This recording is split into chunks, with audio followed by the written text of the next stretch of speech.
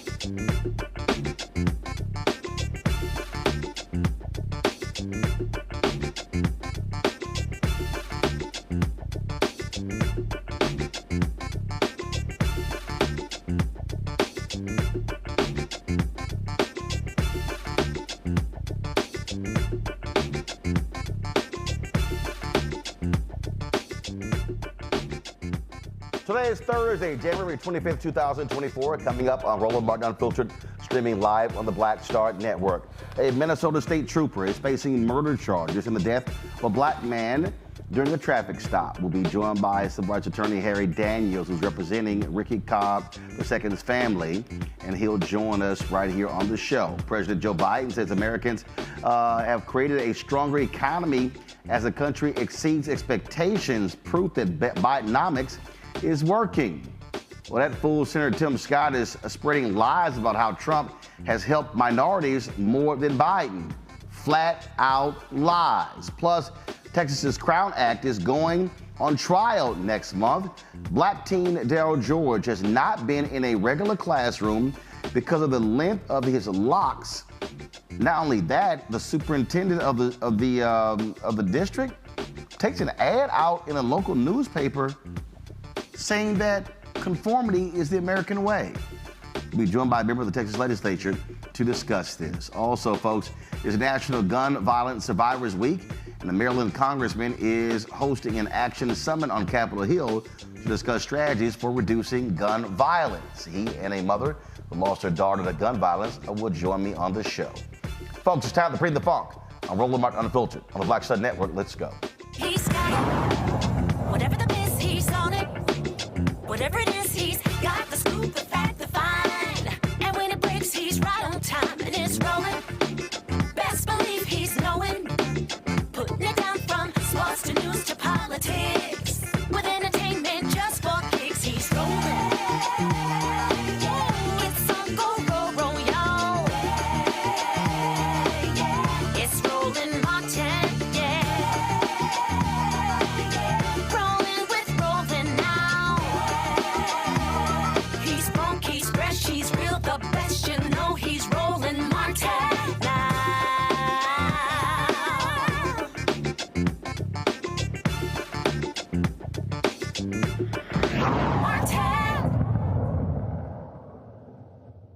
A Minnesota state trooper is charged with murdering a black motorist during a traffic stop. The stop took place on July 31st. Ricky Cobb II failed to get out of his car and took his foot off of the brake when officers tried to arrest him. Trooper Ryan Londregan shot Cobb as he drove away. He has been charged with second-degree unintentional murder, first-degree assault, and second-degree manslaughter. Hennepin County Attorney Maryland Moriarty said the officer's use of deadly force against Cobb was simply not justified. Joining us from Minneapolis is civil rights attorney Harry Daniels, who represents the Cobb family. Glad to have you here. So they stopped Cobb, and was he still in drive? And so what? He let his foot off of the gas, and the car, did it begin to speed away, or did it slowly begin to move away? Roland, that did not happen at all, and thanks for having me on. Actually, the defendant, and I'm not going to call him a trooper or officer, he's a defendant, rightfully so. He shot Mr. Cobb before the vehicle moved. That's one thing that's very clear in the video. I know it happens pretty quickly. However, when you look at that video, slow it down, and as a district attorney reviewed that video, that before the vehicle moved at all, he had shot Mr. Cobb twice as a result of a firearm going off and striking him, shooting him. Then and only then did he decided to drive away. So he was already shot before he even took off in the vehicle. So let's do this. Let's do this here. Let's actually play the video so people can actually see. So this is when the trooper that's approaching the vehicle, is that the one who's now defendant? Yeah, here's the body camera that's clearly inside the passenger side, and if you look at the video, he immediately escalates. The trooper that's on. Okay, guys, freeze it right there. First, do we have audio, control room? All right, so Harry, let's do this here. We're gonna play this. We're gonna turn the audio up. So roll it back to when they were before they walk into folks. But I want you to play it. I want you to have the audio turned up so we can actually hear what took place. All right, so let's go.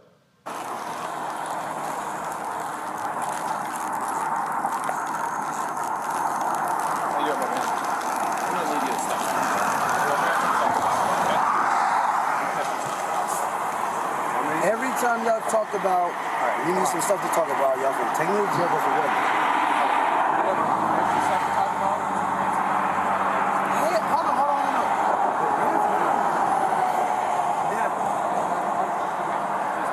No. Can I call my attorney right now? Hey, this ain't no funny shit. But y'all talking about that shit with Terry Young? But you have to step out, okay? Hold on, is it a warrant? No, it's not a warrant. You need to step out. Hold on. I'll explain it all out. You get out. Hold on, is y'all finna get on some funny shit with me? Y'all keep it a buck with me, bro. But if y'all finna get on some funny shit with me, y'all can tell me right now so I can call my attorney. Can hang my keys. Why? See, y'all keep it a buck with me. Y'all pull me off of my headlights. Okay, we passed that, so where we at then? So where are we at then now? But when you say step out of the vehicle, you're gonna explain it to me, and then y'all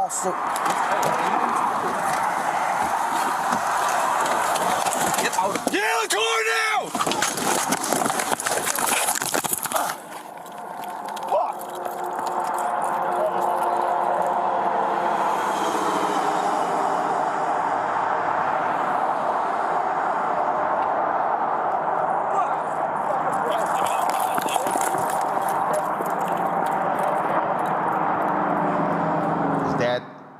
All right, folks. So this is the body cam. So, Harry, did his body cam simply fall off? Is that why this is the picture we have? Roland, I'm not 100% sure. Okay. I do know that body camera was in that position for a while. As you can see, before the vehicle moved forward, and he can hear it better. He couldn't really hear it that good, but he immediately shoots twice. His partner is reaching across to take Ricky out of the seatbelt, to unbuckle his seatbelt, but for Ricky's body, the other officer probably got shot. He shot him at point blank range. Anybody know point blank? That's not a time for the bullet to come out of barrel and drop down. It's a plain line from him shooting from the passenger side into ultimately striking Ricky. This is not a. So the trooper who shot was the one who was on the passenger side. That's correct. The trooper shot was the one on the passenger side. The one who's on the driver's side did not shoot. He was trying to extricate Ricky from the vehicle by reaching over. So, folks, do this here. Cue this one back up. Cue this one back up, the one that is cued back up, because, again, this is the body cam footage of the officer who was talking to Ricky on the driver's side. So let's play that. Patrols with Pat to the LTAC 2 for pursuit with shots fired. Westbound 94 from Dowling, David Boy, Frank 402. Valid protection order. 60 minutes of the car, stop 40 seconds. Status valid. Car stop 40 seconds. Order.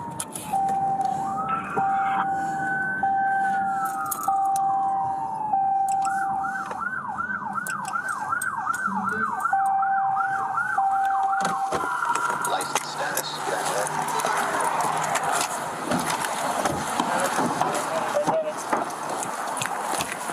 Paramedic. Any leap recovery. Here, swing around the other side. Yep. So, Harry, at this point, shots already been fired, correct? Yeah, at this point, he went about a quarter mile down the road.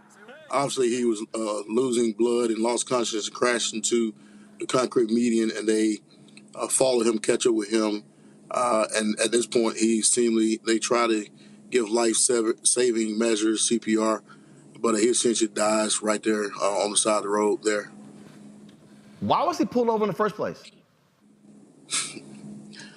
Tail light.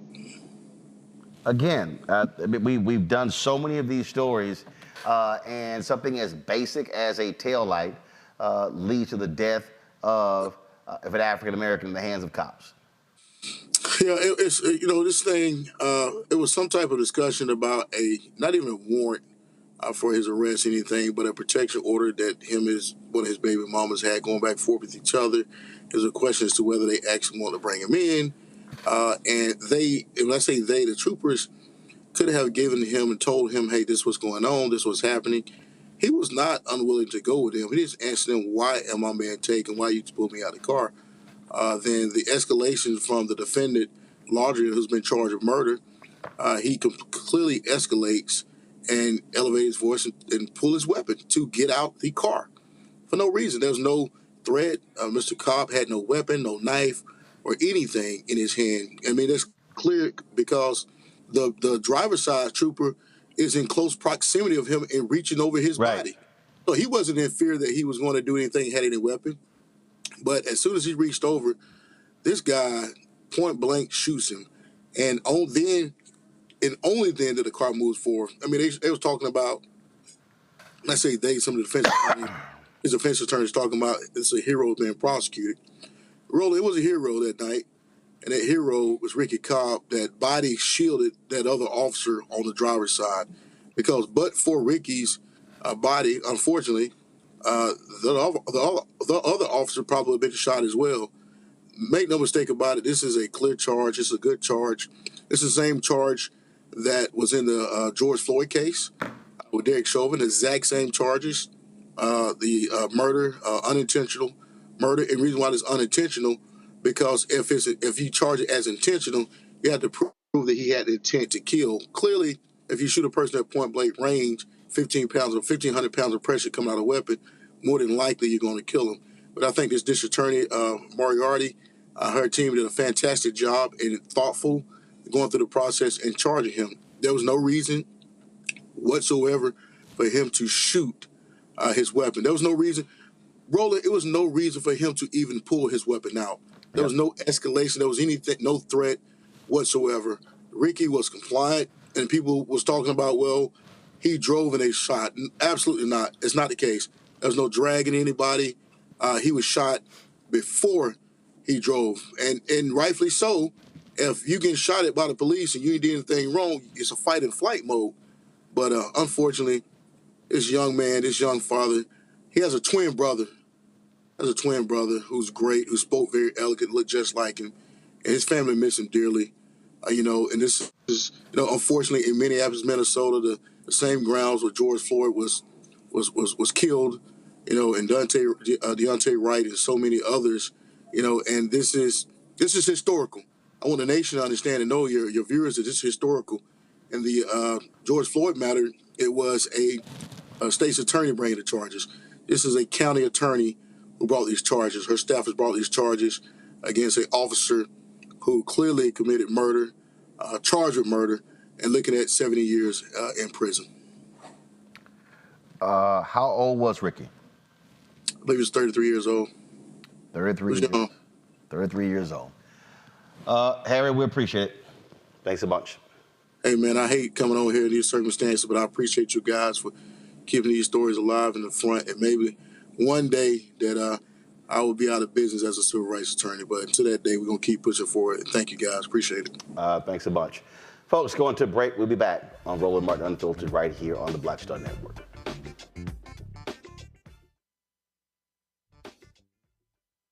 Hatred on the streets, a horrific scene, a white nationalist rally that descended into deadly violence. White people are losing their damn minds.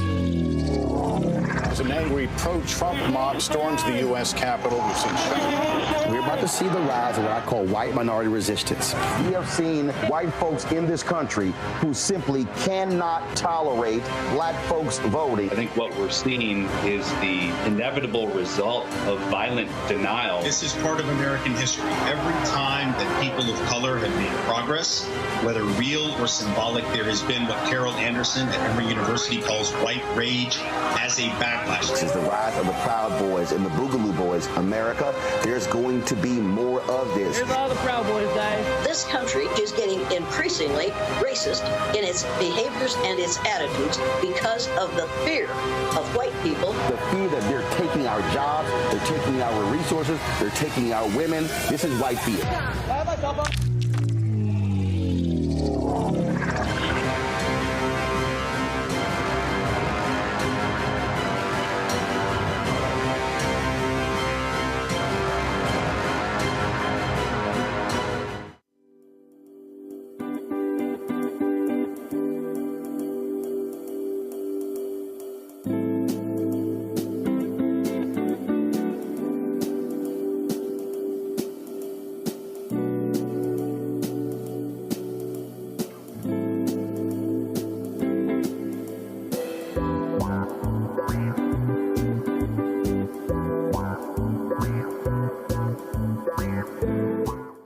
Essence Atkins. Mr. Love King of R&B, Raheem Devon. It's me, Sherry Shepard, and you know what you're watching. You're watching Roland Martin, Unfiltered.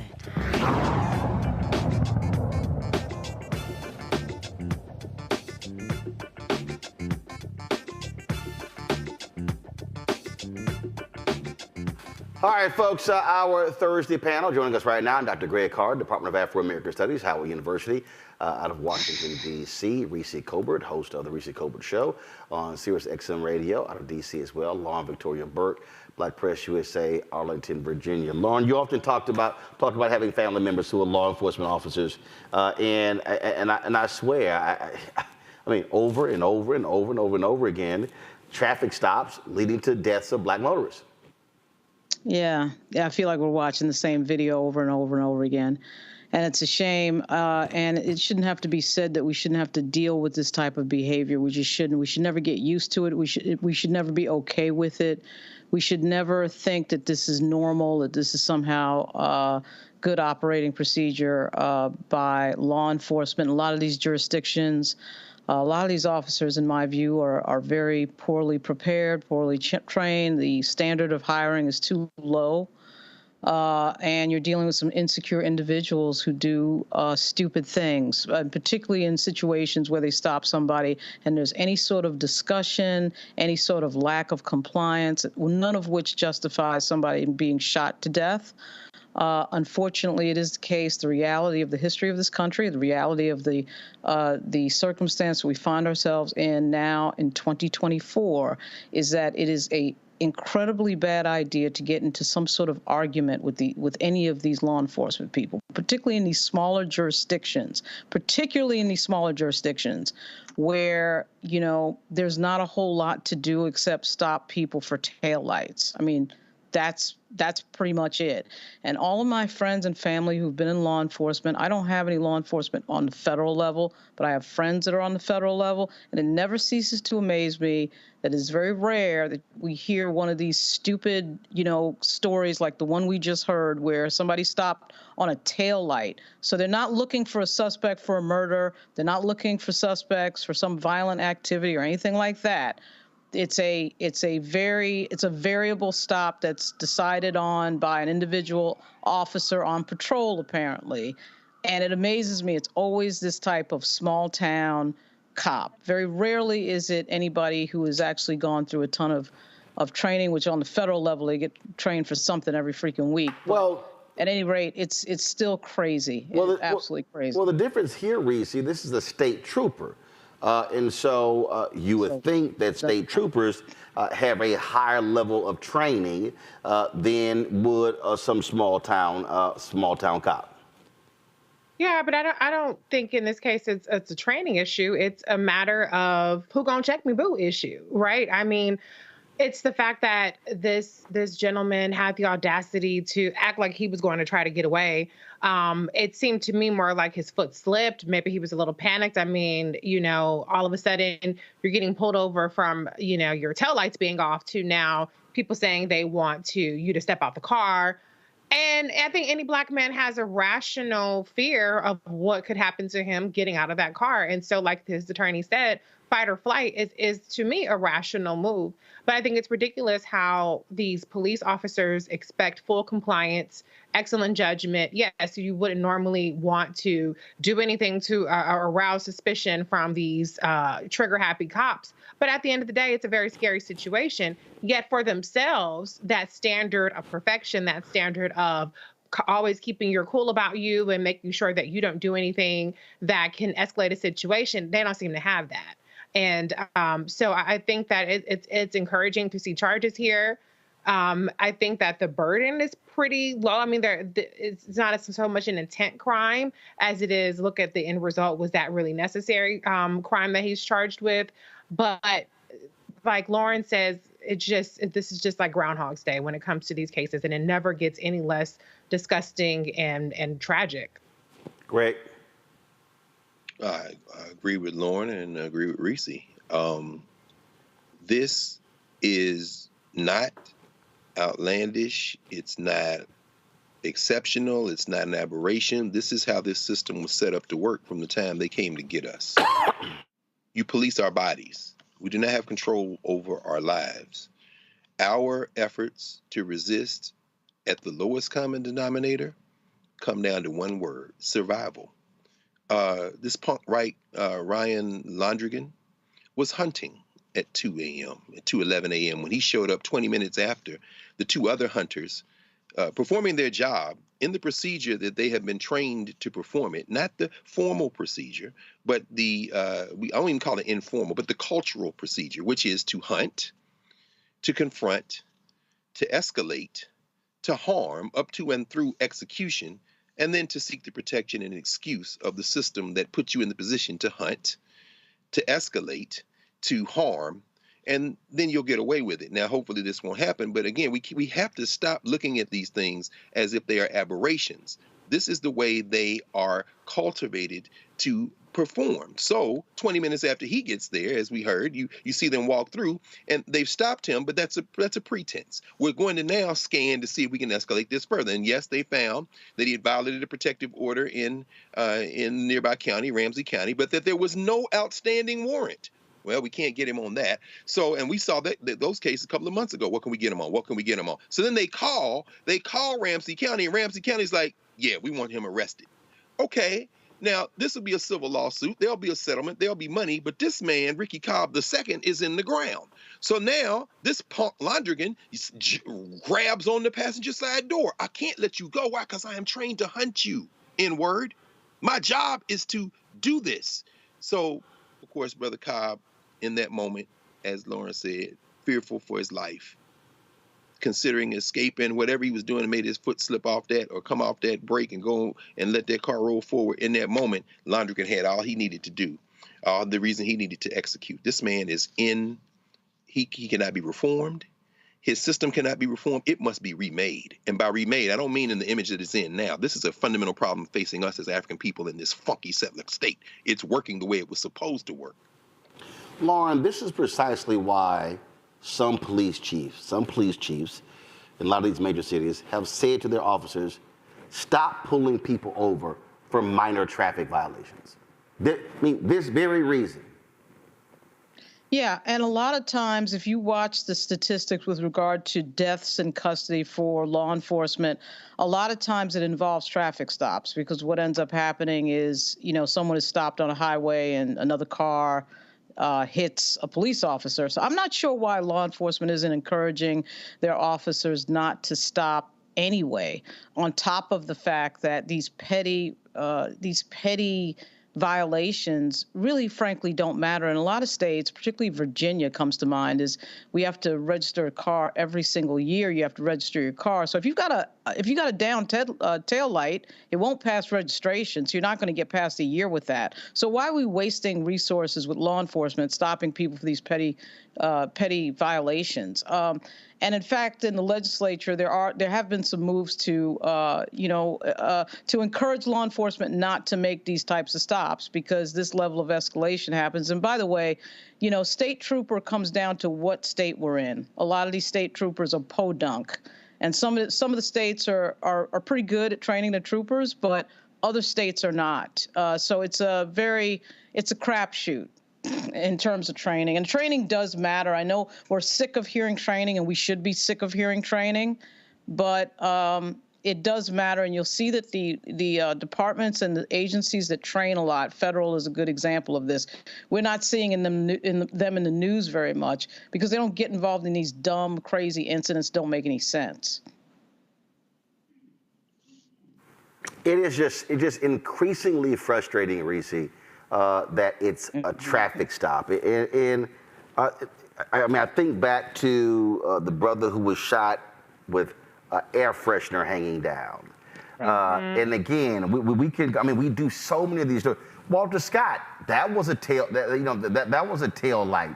I mean, just basic fundamental things, and we're sitting here having to deal with the reality of somebody black being killed and families having to bury people, and now go through all of that particular trauma over a damn tail light. Yeah, it's stupid, and that's because the people that they're pulling over, they know aren't a threat. That's why half the damn crimes go unsolved, because they too punk ass to get out there and solve some motherfucking crimes, fight some crimes. What happened to Crime Stoppers? Somebody having their tail lights off, just flash high beams, keep it goddamn moving. But this is what they're doing because they have a population of people that are sitting ducks, waiting for them to get their rocks off that night. Maybe they don't shoot somebody that night. Maybe they just berate them, harass them, kill some time, doing whatever the hell they need to do to make themselves feel important, except for doing the actual work of protecting and serving the public. And so, I mean, I'm a big fan of abolishing traffic stops personally. I just paid a $250 damn ticket, from little cameras and shit yesterday.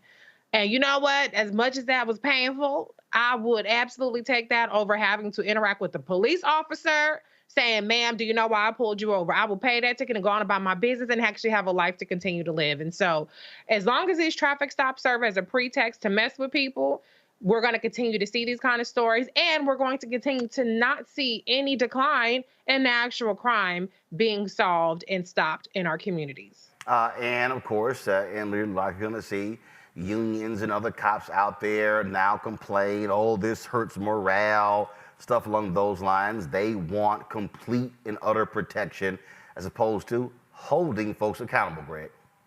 Absolutely. And it does hurt morale. It should crush morale. It does irritate them. It should irritate them to retirement or finding other work.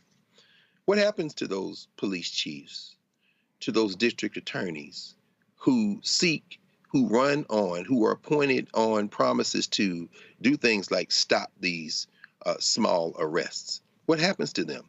They are opposed by the, quote, rank and file. The culture of hunting is the culture of policing. And those good people, and by that I don't mean to make a good-evil distinction here, although Ryan Londregan has taken a life for no reason. And so we know what side of the ledger that falls on if we were to say good and evil. But that having been said, anyone who tries to oppose this from the inside will be opposed by the rank and file. It should destroy their morale. It should reach into their souls and turn them inside out. So we have to change the way I think we talk about these things. So when we say, well, if there's a way to reform policing so that it won't hurt morale, that's not true. We should say instead, we are going to destroy your morale. We're going to overwhelm you by our collective force, whether it be through the ballot box, through protests, through appointments of police chiefs and supervisors, and the election of officials, district attorneys, and congresspeople, and city officials, and others, and the creation of civilian review boards and all that. We must come forward collectively to destroy the police and remake whatever public safety concept we need in the image of the people who should be being protected. Because these people are rogues. They recruit the Ryan Londregans of the world to do exactly what they did to Ricky Cobb. Folks, hold tight 1 second. Got to go to break. We come back. We'll talk about gun deaths in this country and the effort to lower them, stop them. We'll discuss that next right here on Roland Martin Unfiltered on the Black Star Network. Be sure to support us in what we do, folks. Our Brenda Funk Fan Club. Our goal is to get 20,000 of our fans contributing on average $50 each to raise $1 million to offset the cost of not only running this show, but the other shows on the Black Star Network. There's no other black-owned media outlet doing the kind of content that we do every single day here on this network. Your support is critical to us doing what we do. So you can see your check and money order to P.O. Box 57196, Washington, D.C., 20037-0196. Cash App, $RM Unfiltered, PayPal, R Martin Unfiltered, Venmo's RM Unfiltered, Zelle, Roland at RolandSMartin.com, Roland at RolandMartinUnfiltered.com. We'll be right back.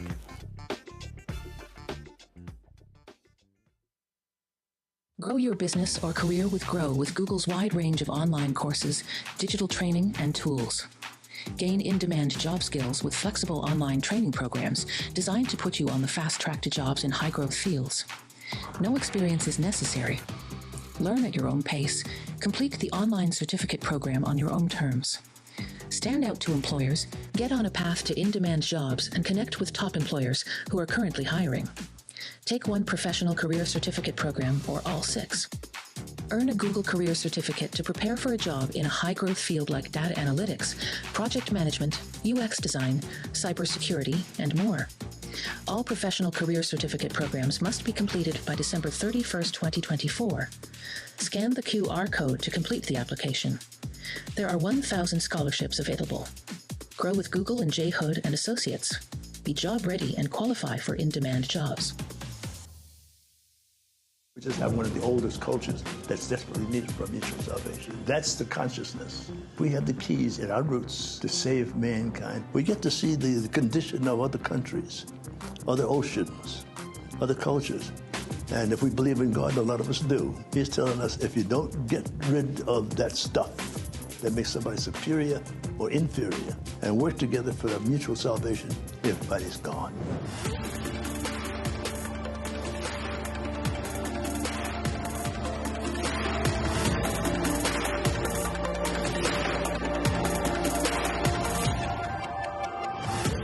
On the next A Balanced Life with me, Dr. Jackie, we're going to be talking about common sense. We think that people have it, know how to use it, but it is something that people often have to learn. The truth is, most of us are not born with it, and we need to teach common sense, embrace it, and give it to those who need it most, our kids. So I always tell teachers to listen out to what conversations the students are having about what they're getting from social media, and then let's get ahead of it and have the appropriate conversations with them. On the next A Balanced Life with me, Dr. Jackie, here at Black Star Network.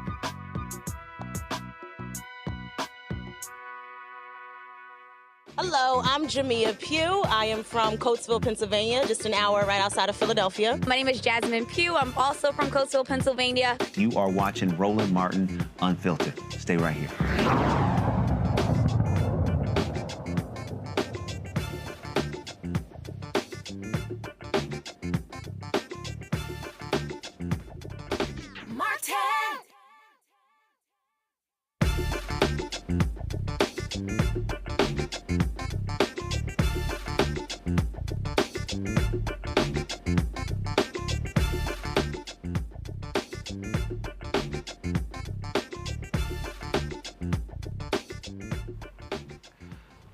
Number of people killed annually in America is still too high, those who die by guns. Now, the number of gun-related deaths is on the decline.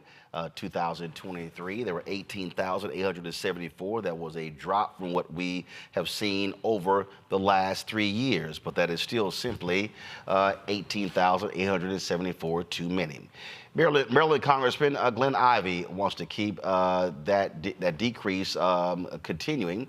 That's why he is hosting the inaugural Prince George's County Gun Violence Survivors Week Action Summit. He is joined along with Dr. Tyrese McAllister, whose daughter was a victim of gun violence. So glad to have both of you here on Roland Martin Unfiltered. Glenn, what we continue to face is this here. If people want to understand the difference between two parties, Republican and Democrat, you literally have one party that whatever the NRA wants, they do. Yeah. When we have seen gun violence in this country, when we have seen mass shootings, Tennessee, where there was a school shooting, one of the first things they did was grant immunity to a gun manufacturer in that state. And so that really is, if people are sitting here at home saying, hey, both of these parties are the same, this is a perfect issue where it's clear they're not.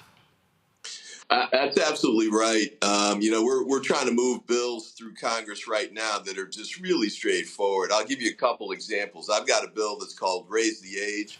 It would take the age from 18 to 21 to purchase an assault weapon. It's already 21 to buy a handgun.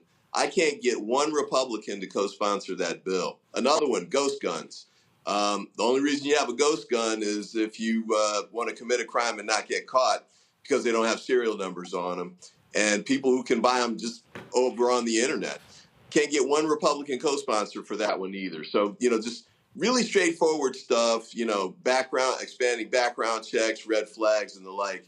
They're not co-sponsoring or supporting any of those, much less bringing them to the floor for a vote. So we're going to keep trying to push to get those. We're trying to use discharge petitions, which is an arcane strategy. But we need to try everything we can to try and address these problems.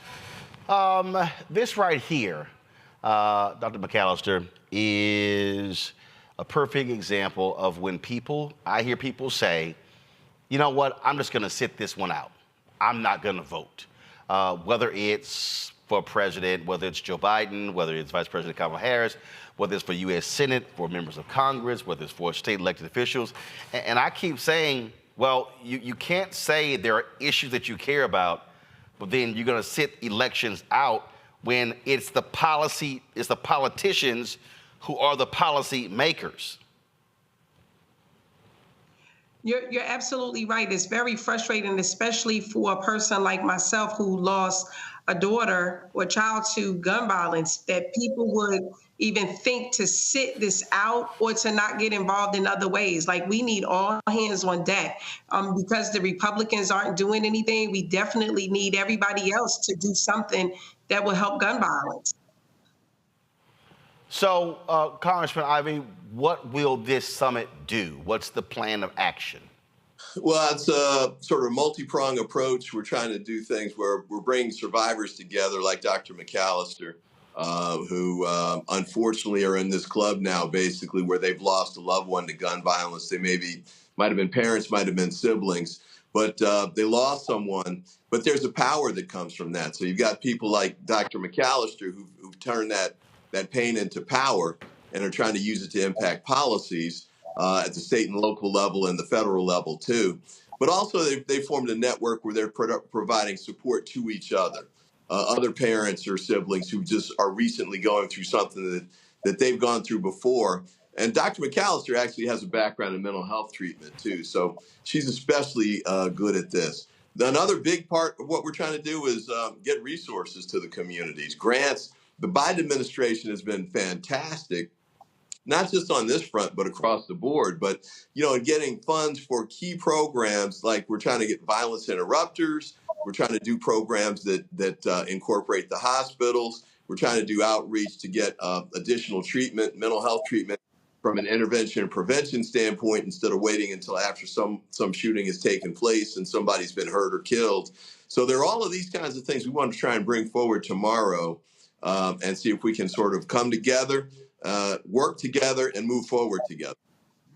Doc, do you and others plan to go knock on the doors of Republican members of Congress and say, why don't you attend this summit and see if they even will show up? We had not planned to do that, but I think that's an amazing idea. We definitely need to hold elected officials accountable, because no matter how you got in office, no matter who voted you in, you are supposed to hold their office for every person that you're over. And so we do need to do that. So thank you for that idea. I think we should be more aggressive. Questions from the panel. Reese, you first. Yeah, I want to know how can you influence at least funding towards these programs outside of the official legislative process, where you have to get a bill passed, like in the appropriations or any of those kinds of methods of getting more funding towards preventing gun violence? Great question. I mean, there's a couple of ways to go about it. One is through the grants process. So the Department of Justice, which had a lot of programs, their burn grants and other grant approaches for these types of programs, have been dramatically expanded under the Biden administration and continue to grow. And the Biden administration also launched the first ever White House office that's focused solely on reducing gun violence. So they're really helping to try and get that out. We're trying to get the word out as well, so people who need these grants to provide the services at the local level, like in Prince George's County, have access to those dollars. Secondly, we're blessed to live in a state, Maryland, where the state legislatures and localities and the counties are providing services and funding to do this as well. They see the importance of it. They're passing laws that we can't get done at the federal level, like banning ghost guns, for example. They're doing it at the local level too. So it's got to be a 1-2 approach, and I think we're aimed at really trying to build that up and expand it and accelerate it tomorrow morning. Greg?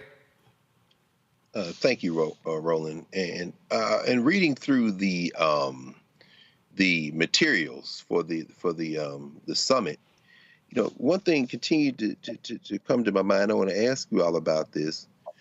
We know that guns are a symptom, albeit a deadly one, of some underlying, very deeply structural cultural problems. We talk about education, we talk about employment.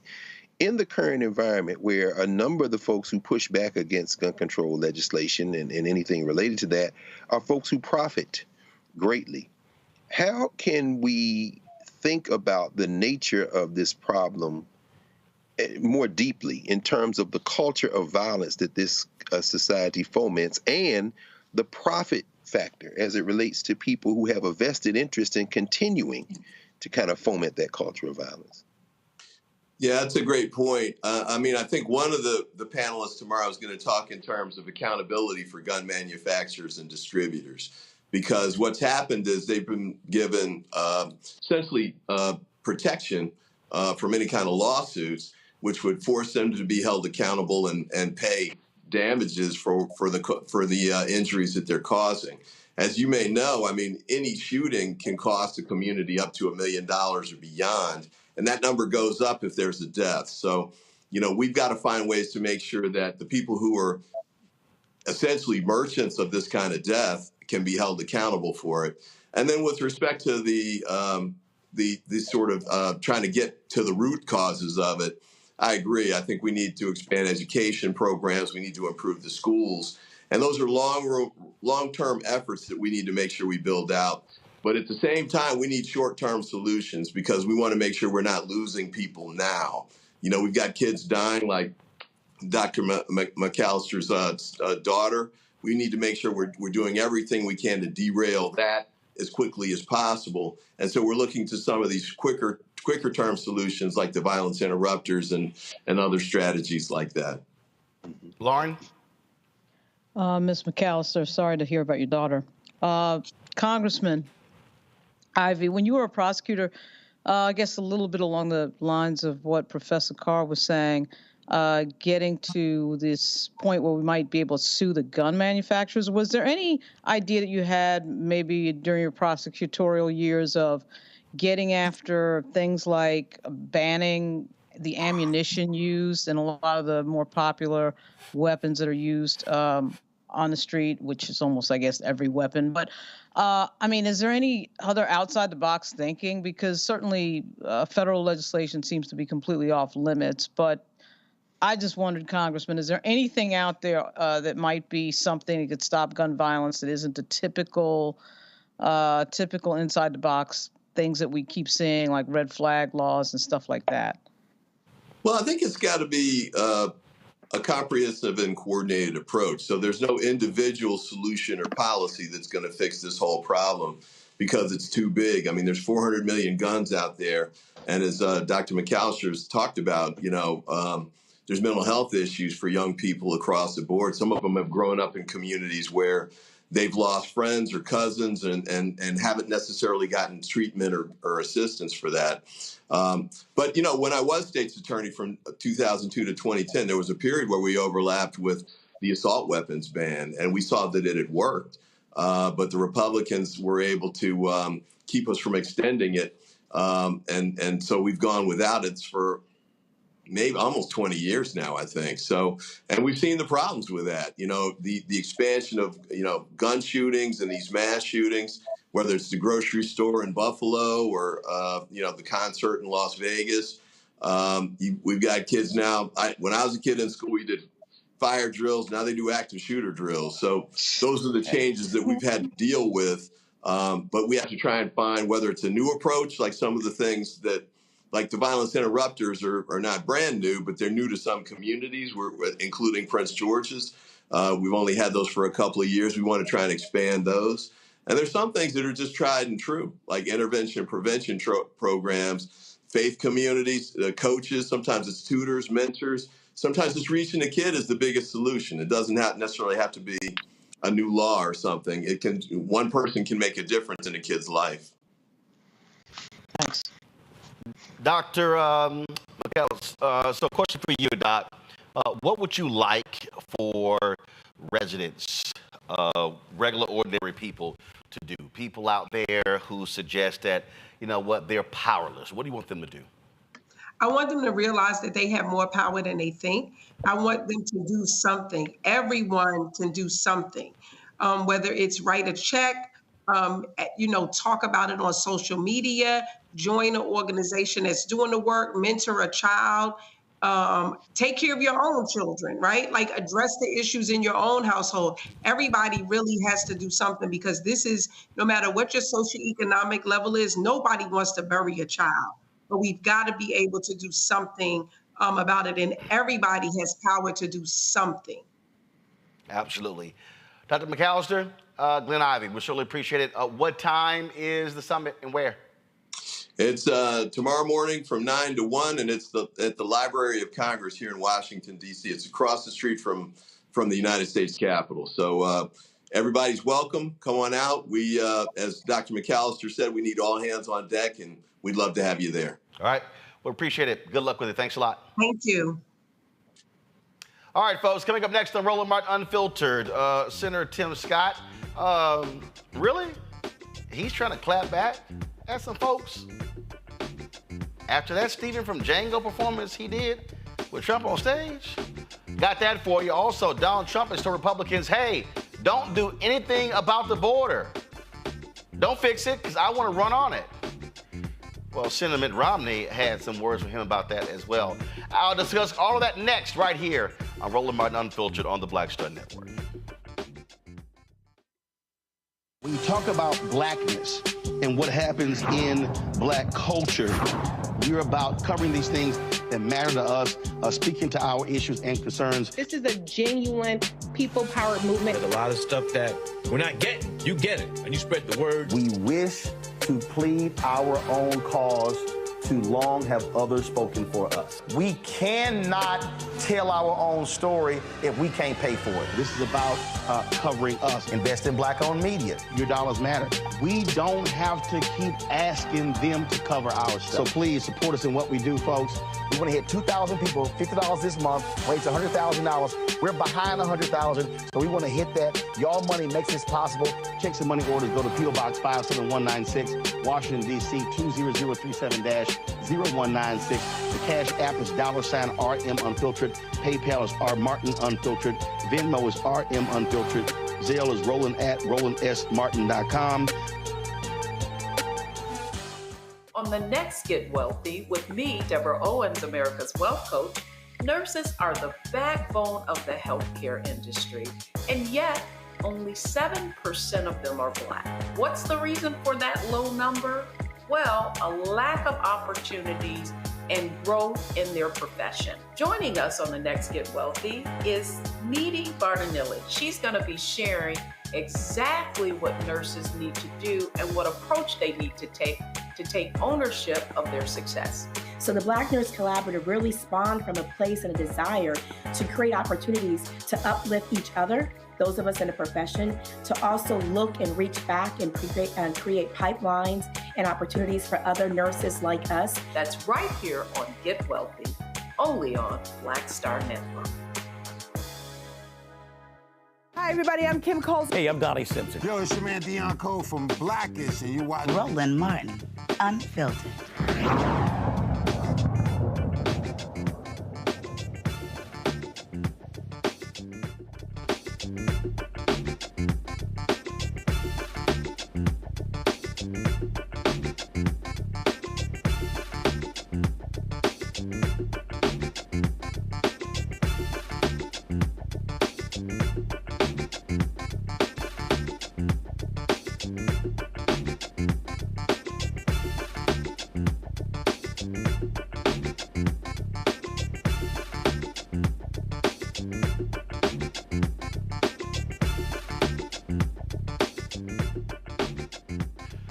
All right, folks, South Carolina Senator Tim Scott is calling out liberals for criticizing his endorsement of Donald Trump.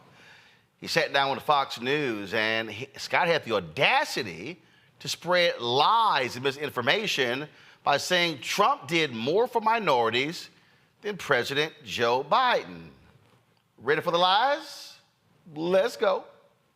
Were you expecting this? I was this not. Kind of treatment? I was not, but here's what I do expect. Oh, I was expecting it. I expect the left to lose their minds because Donald Trump did more for minorities than Joe Biden will ever do. Think about the fact that Donald Trump put more money in historically black colleges and universities than any other president. How about wages and small business? Stop right there. See? Okay. All right. Now, look, we have absolutely proven that that's a lie. Dr. Walter Kimbrough, two-time HBCU president, has worked at others, has consistently shown that to be a flat-out lie.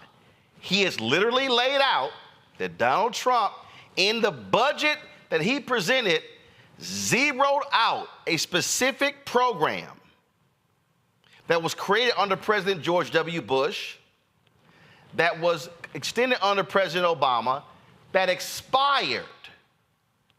It was a program amounting to about $220 million for Hispanic serving in black and HBCU institutions.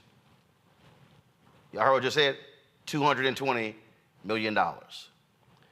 Congresswoman Alma Adams, working with Congressman Bobby Scott of Virginia, she's from North Carolina, put it back in the budget, fought for it, got it passed in the House.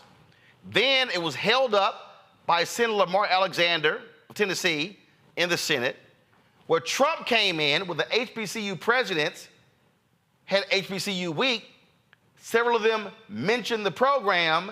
He took it as, oh, I'm going to make permanent funding for HBCUs. Y'all, the total amount for that program is $220 million for HBCU and Hispanic serving institutions. Those are facts. Senator Tim Scott, right there, is lying.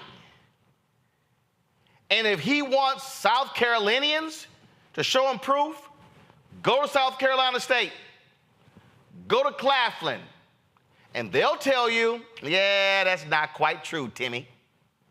Press play. The bottom 20% wage growth was higher than the top 20%. The lowest unemployment rate in the history of the country came first under Donald Trump. You think about rare blood diseases like sickle cell anemia. Who helped champion that cause with me? Donald Trump. Think about the greatest anti-poverty program in the history of the country. Opportunity zones. Stop. Oh, my God. First of all, let's be real clear. Timmy, long before your ass got you in the United States Senate, black folks were fighting on behalf of sickle cell anemia. Long before. I was a kid in Houston growing up when they had the National Sickle Cell Anemia Telethon and was going door to door actually collecting money. The Congressional Black Caucus has been fighting on behalf of sickle cell anemia long before you decided to show up to the United States Senate. Just stop lying. And then he goes, whoa, first under Trump. Yeah, guess what? The black unemployment went lower under President Biden and Vice President Harris. Lower, Timmy. Then he said, oh, opportunity zones, the greatest anti-poverty program.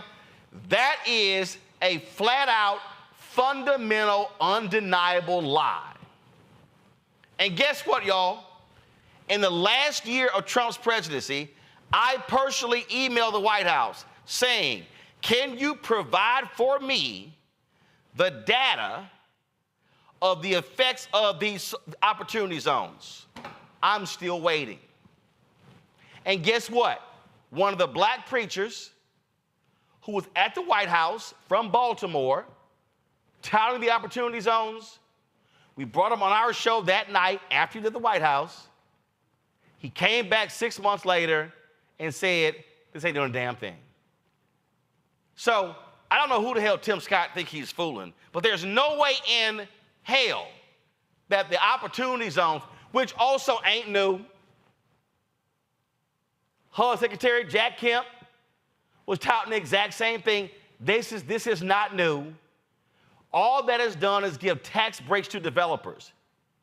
And I dare I dare Senator Tim Scott to come on this show and bring with him the data to show me and prove me wrong how Opportunity Zones have been the biggest anti-poverty program in history.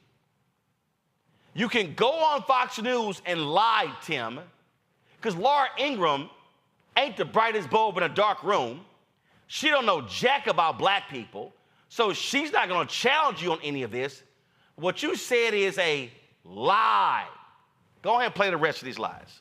How about just a good economy? That helps. That helps African Americans. 7 million just like new the jobs. rest of us. Guess what? He helped white people and black people and brown people. I mean, he liked everybody. But they're going really personal on you, and I'm used to it because of what they've done to Justice Thomas, who's been my friend for 40 years, and it's so disgusting, it's so predictable, and it's so lame. They're out of ammunition, they're out of ideas, so it's you have to agree with them. Or you hear it, you're an Uncle Tom. Absolutely. That's what they say. Listen, the most bigoted comments I hear today come from liberals. The racists that we should just turn our focus towards are teachers' unions who trap poor black kids in cities like Chicago out of their greatest future because they refuse to let them go to good schools. I can't imagine why the Democrats have not just said, dear people, I'm sorry, we resign, love DNC. Truly, that's the best thing they could do for the nation. And frankly, I'm looking forward to bringing this race for Donald Trump to be our next president to my home state of South Carolina so the race can be over and we can focus on firing Was it uncomfortable up there? And guess who Tim Scott won't talk to? Black people. Anybody black people watch Fox News? Ain't nobody black watching Laura Ingraham.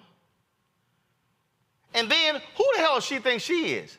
All the racist crap that we hear from her and numerous folks on Fox News. Can y'all please show me the clip of Laura Ingraham and Senator Tim Scott condemning Charlie Kirk for saying, oh, if there's a black pilot flying, I'm getting off because they probably got in through DEI. I'm sorry, that clip don't exist. They're not calling him out. See, here's my whole deal. And I can look at history. I got his book at home. If Bob Brown was on the show, Bob Brown could actually, and I know Greg got the book over there somewhere, Bob Brown could actually say what he did as basically the top African American under President Nixon for black folks. Oh, he could boom, boom, boom, boom, boom. Bob Brown wouldn't have to lie. He would not have to lie. But Senator Tim Scott he's literally, y'all, what he said is easily disproven. But when you're talking to a fool like Laura Ingraham, who ain't never ran into a fact she couldn't distort, it feeds the beast to say, see, the black senator, he said that Trump did all this stuff for black people. Y'all know he skipped saying, oh yeah, by the way, Donald Trump blamed and targeted black people. Did any of y'all hear Senator Tim Scott and Laura Ingraham condemn Trump targeting the two black women in Georgia, turning life upside down, the ones with the Subaru Giuliani? I ain't heard that. I ain't heard that. The same Senator Tim Scott, who I got on video going down to Selma for the field trip with Congressman John Lewis, but comes back to the Senate and opposes the John Lewis Act. Oh yeah, the same Senator Tim Scott who thwarted the George Floyd Justice Act. And then when I questioned him on how was it that he did the exact same thing, calling for the defund of police departments that would not pass certain rules and procedures, he stopped returning my text messages. Oh, he was real talkative before. But then when I hit him what was on his bill and what his deputy chief of staff said, all of a sudden, he stopped talking. What we see here Reese, is the BS. And what Senator Tim Scott doesn't like, he doesn't like being called out on facts. I'll say it again, Senator Tim Scott, because you've been running from black-owned media. You won't come talk to us. Oh, you run to Fox News. You run to Margaret Brennan over at Face the Nation. Oh, you run over to Meet the Press. But you're not going to come talk to black-owned media because you know what's going to happen. I'm going to say, go to my iPad. And I'm going to sit here while you sit right here and lay out the facts and then force you to defend the lie. And that's what's so galling, Senator Tim Scott. And I had you on the show before. We had cordial conversations. When you challenged me to have a discussion, a whole show dedicated to education, I said, when you want to do it? Y'all, it was so funny. His staff thought I was joking. Oh, well, they said, well, Senator, he just threw it out there. I said, no, he didn't think I was going to accept. I made him come back for a whole hour discussion on public education. See, Senator Tim Scott can't do that stuff with me, not when I'm the founder of School Choice is the Black Choice.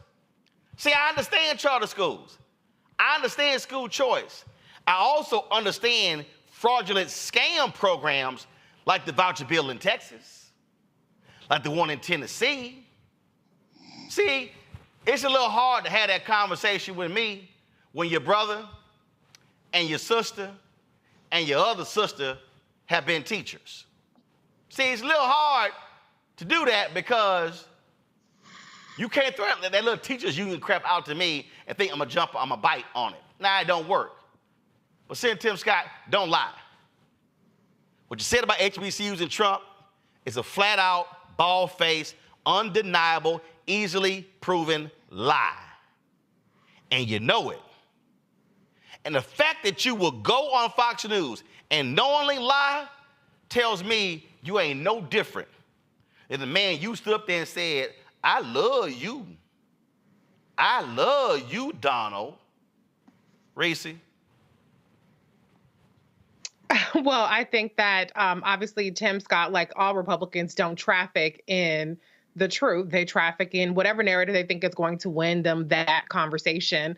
I think Tim Scott is feeling a little bit of heat and maybe a little bit embarrassed for the way he debased himself multiple times now with this buffoonish minstrel-like performance that he puts on to show his fealty to Donald Trump. I mean, the eyes bulging, appropriating Fannie Lou Hamer. It's disgraceful and it's embarrassing. And he's going to piss a lot of black people off being a buffoon for Trump. I mean, have some damn dignity, sir. You are a freaking U.S. senator and you're sitting up there acting like the male version of Diamond and Silk to try to get on that VP ticket. But I think that he is groveling all for naught because Donald Trump already said, you stabbed Nikki Haley in the back even though she gave you the U.S. Senate seat, and he is not going to put somebody that he thinks is disloyal as his number two, like he felt about Mike Pence. And so all of this is just really a really embarrassing audition, and he's hurting his credibility. He used to be somebody that people at least somewhat considered more of a reasonable Republican, but this turn that he's taken, which is always his truth, willing to shill for the Republican Party and for white supremacy, it's beneath him. And that takes a lot for me to say because I already think very lowly of Republicans generally. But this, even for you, is beneath you, Tim Scott. Man up. Lauren? Yeah, I mean, he perfected three stereotypes in one moment. It's actually pretty impressive. He did the magical Negro. He did the special black friend. I mean, Harriet Beecher Stowe would be very proud of the performance by Tim Scott in this last week. And the lack of self-awareness there is pretty amazing. I actually think that he does have, in fact, a complete lack of self-awareness. And, you know, as somebody who's met him and talked to him a few times, he seems like a perfectly nice guy, but I cannot imagine that somebody from his office did not call him or somebody from his family did not call him after that. What we saw last week, because it was pretty stunning not to realize what you look like in front of the nation to somebody who has said that who has attacked your colleagues like Maxine Waters and certainly several other Black members of Congress, has referred to Baltimore as an S-hole and African countries as an S-hole, and then said that Mexicans were murderers and rapists. I mean, this is the person that Tim Scott wants to be vice president to. This is the person that he looked at and said that he loved. I mean, it is incredibly embarrassing on a level that is beyond minstrelsy. And the idea that as Reese just said, a U.S. senator would just embarrass himself like this is even beyond what we're typically used to when we see people kissing Donald Trump's ass right in front of everybody. But I think it's particularly embarrassing when we consider who Donald Trump is. You know, if this was George W. or George H.W. or Ronald Reagan, yeah, it would be terrible. But Donald Trump, really, Tim Scott, this is who you want to be the vice president to. Now, I would like to think that he's got some Machiavellian plan in his head that maybe Trump is going to be thrown out of office should he be elected again, or that he could possibly become president should he be his vice president. But I actually don't think Tim Scott's that deep of a thinker. I just think that he's just some dude from South Carolina. But man, that was unbelievably embarrassing what we saw this week. Greg. That was a beautiful, not even a takedown, because you didn't do it. It wasn't mean-spirited, Lauren. That was just beautiful. Yeah, I can see that on C-SPAN instead of R-SC for Senator Scott when he speaks. Tim Scott, paren, just some dude from South Carolina, close paren. Because I think that frames it perfectly. I mean, Tim Scott is an incredible blend, an alloy of political ambition and complete and utter, what did the brother at Dartmouth, Jet Charlotte, say the other day? Naked self-abasement. Booker T. Washington had an excuse. Booker T. Washington had an excuse. He had felt the lash. He came out of slavery. And Booker T. Washington never abased himself personally. He kikied for the money from the white folk, from the Carnegies and the Baldwins and the railroad people, and he used it for Tuskegee and to run his Tuskegee machine, and ultimately improved the lives of a number of Black people and pissed off people like Monroe Trotter and Ida Wells and W.B. Du Bois. But there was a political thing, and there was an excuse. You came out of slavery. Tim Scott didn't come out of slavery. He comes out of humble beginnings, but this is a man who exhibits all of the deep self-hatreds that mark the psychological wounds of African people in the contemporary era. You combine that with his naked political ambition. I mean, as we say, we can talk to Cory Booker about that bill in 2021 where they work together, and Scott tells him, hey man, if you can get the FOP on board and these police chiefs, or get a couple of police back, we'll do that. And then Cory Booker gets the Fraternal Order of Police and the IAC of Ps, the International Chiefs of Police, to sign on to this reform legislation that still didn't have qualified immunity on it. What does Tim Scott do? He leaks the damn draft of the bill to the Sheriff's Association to give him cover to tank it. Why? Because he think one day he's going to be president. This fool, this handmaiden, this fool. And so finally, Al Sharpton was right today to say he's humiliating. The man is humiliating himself. And when you talk about that level of naked self-abasement, standing out with your loafers on the beach at Kiowa Island and the Sea Islands, on one knee, trying to somehow convince people that you're somebody you're not, all thinking that somehow that's going to make them pick you. As these young people would say, he's not being extra, he's doing the most at this point. I don't know how you look yourself in the mirror. Real simple. If you lie, I'm going to call you out on it. And Senator Tim Scott, you flat out lied. You lied when you went on Fox News. Pure and simple. Now again, chair is open. I got one chair. I got a chair right here. Got a chair right here. We can sit in the comfortable living room style over there on one of the couches. But if you want to talk about Black people, Tim Scott, come talk to Black people. Don't be scared of your people. Because trust me, Laura Ingraham, she ain't one of your people. Go ask those black employees at Fox News who filed a racial discrimination lawsuit. Oh, yeah. We covered that too.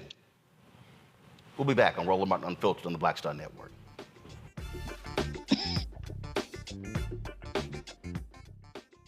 Next on the Black Table with me, Greg Cobb. We look at the history of emancipation around the world, including right here in the United States, the so-called end of slavery. Trust me, it's a history lesson that bears no resemblance to what you learned in school. Professor Chris Manjapra, author, scholar, amazing teacher, joins us to talk about his latest book, Black Ghost of Empire, The Death of Slavery and the Failure of Emancipation. He explains why the end of slavery was no end at all, but instead a collection of laws and policies designed to preserve the status quo of racial oppression. The real problem is that the problems that slavery invented have continued over time. And what reparations are really about is saying, how do we really transform society, right? And stop racial violence, which is so endemic. What we need to do about it on the next installment of The Black Table, right here on the Black Star Network. Next on The Frequency, we have an incredible conversation with my guest, Nadira Simmons, talking about her new book, First Thing First, Hip-Hop Ladies That Changed the Game. The founder of Gumbo Net tells us the stories behind the women in hip-hop, starting with the first woman that promoted the hip-hop party to Megan Thee Stallion. There's even a chapter on me. That's next on The Frequency on the Black Star Network. We just have one of the oldest cultures that's desperately needed for mutual salvation. That's the consciousness. We have the keys in our roots to save mankind. We get to see the condition of other countries, other oceans, other cultures. And if we believe in God, a lot of us do, He's telling us if you don't get rid of that stuff that makes somebody superior or inferior and work together for the mutual salvation, everybody's gone.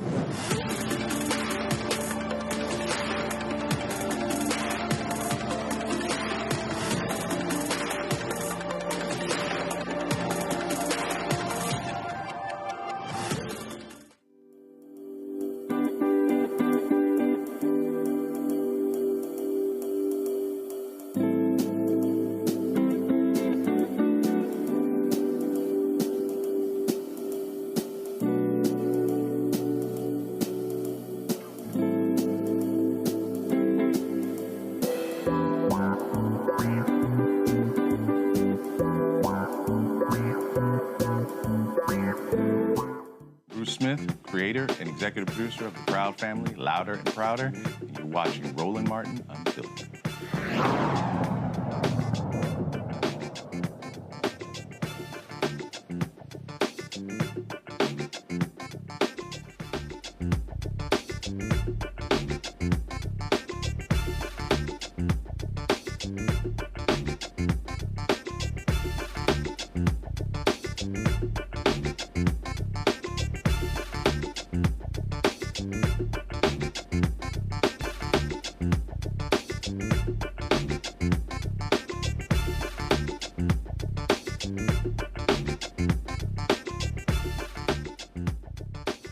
Folks, a Texas judge has ordered a trial to be held next month to determine whether a black high school student can continue being punished by his school district for refusing to change his hairstyle. Now, the family says his locks are protected by a new Texas state law called the Crown Act. Daryl George has not been in a regular classroom at Barbers Hill High School since August 31st. Instead, he has served an in-school suspension or spent time in an off-site disciplinary program. Now, the Barbers Hill ISD superintendent, Greg Poole, contends that George's long hair, which he wears in neatly tied and twisted locks on top of his head, violates a district dress code that limits hair length for boys. Let me say it again. His hair is not low. Pull a photo up of him. He wears his hair high. So you're complaining about his hair length, but The reality is, it's not long. Now, Georgia's family says the policy violates the Texas Crown Act. Y'all, his was so crazy. The same superintendent last week took out a full-page ad in a Texas newspaper to actually suggest that, well, to be American is to conform. When y'all have the ad, please show it. It's unbelievably crazy.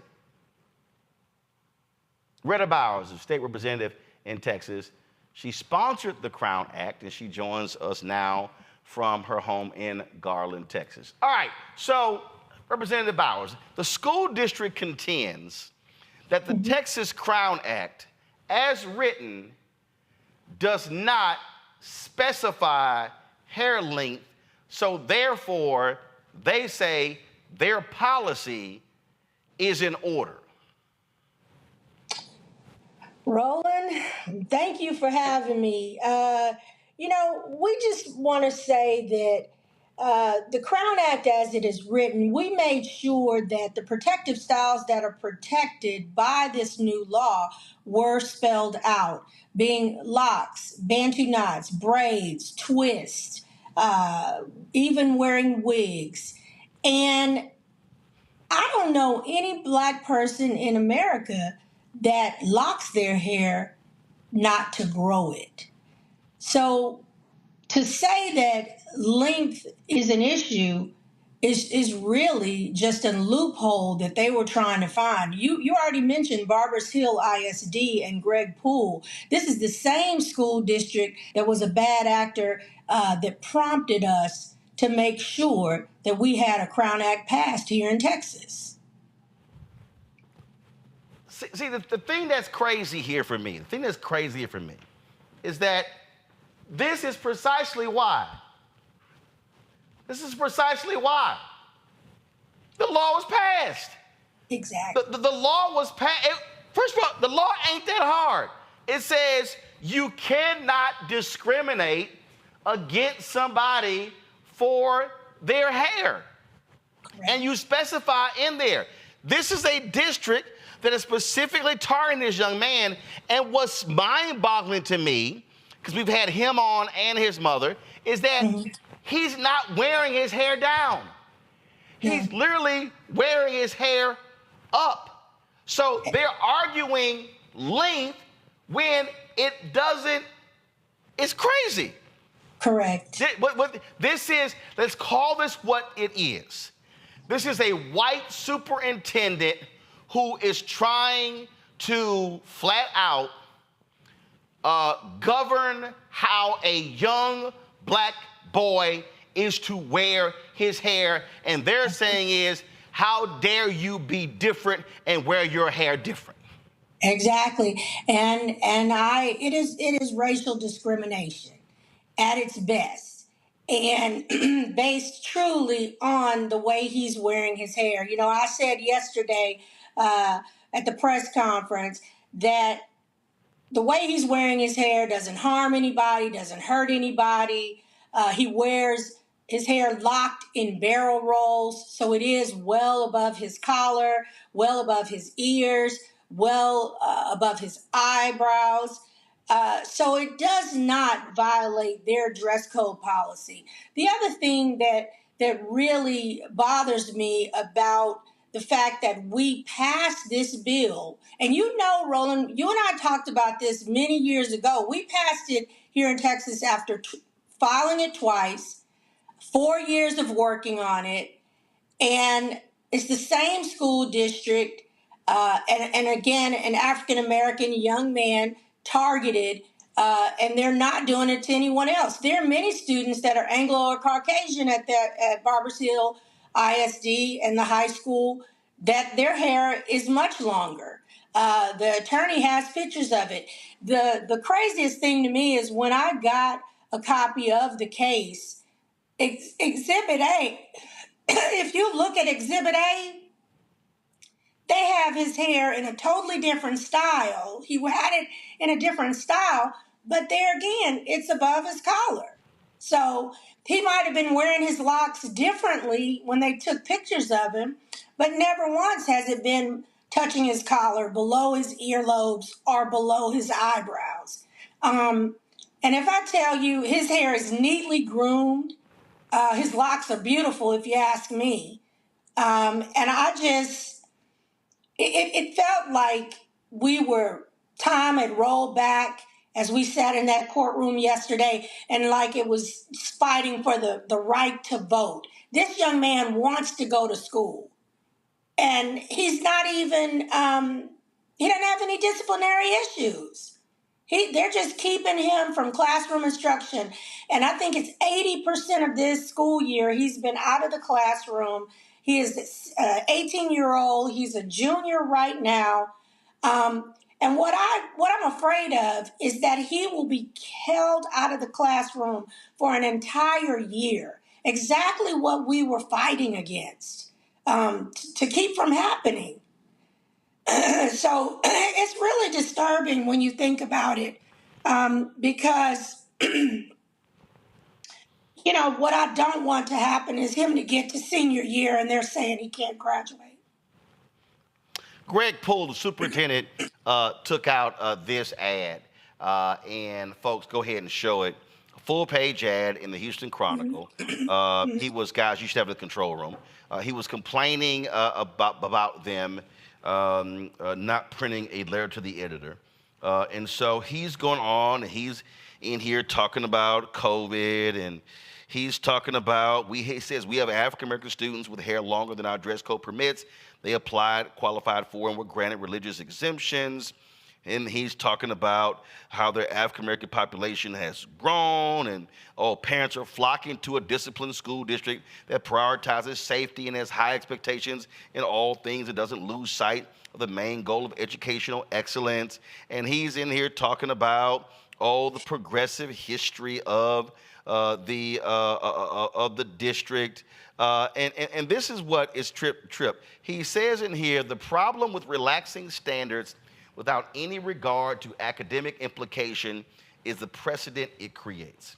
Our military academies at West Point, Annapolis, and Colorado Springs maintain a rigorous expectation of dress.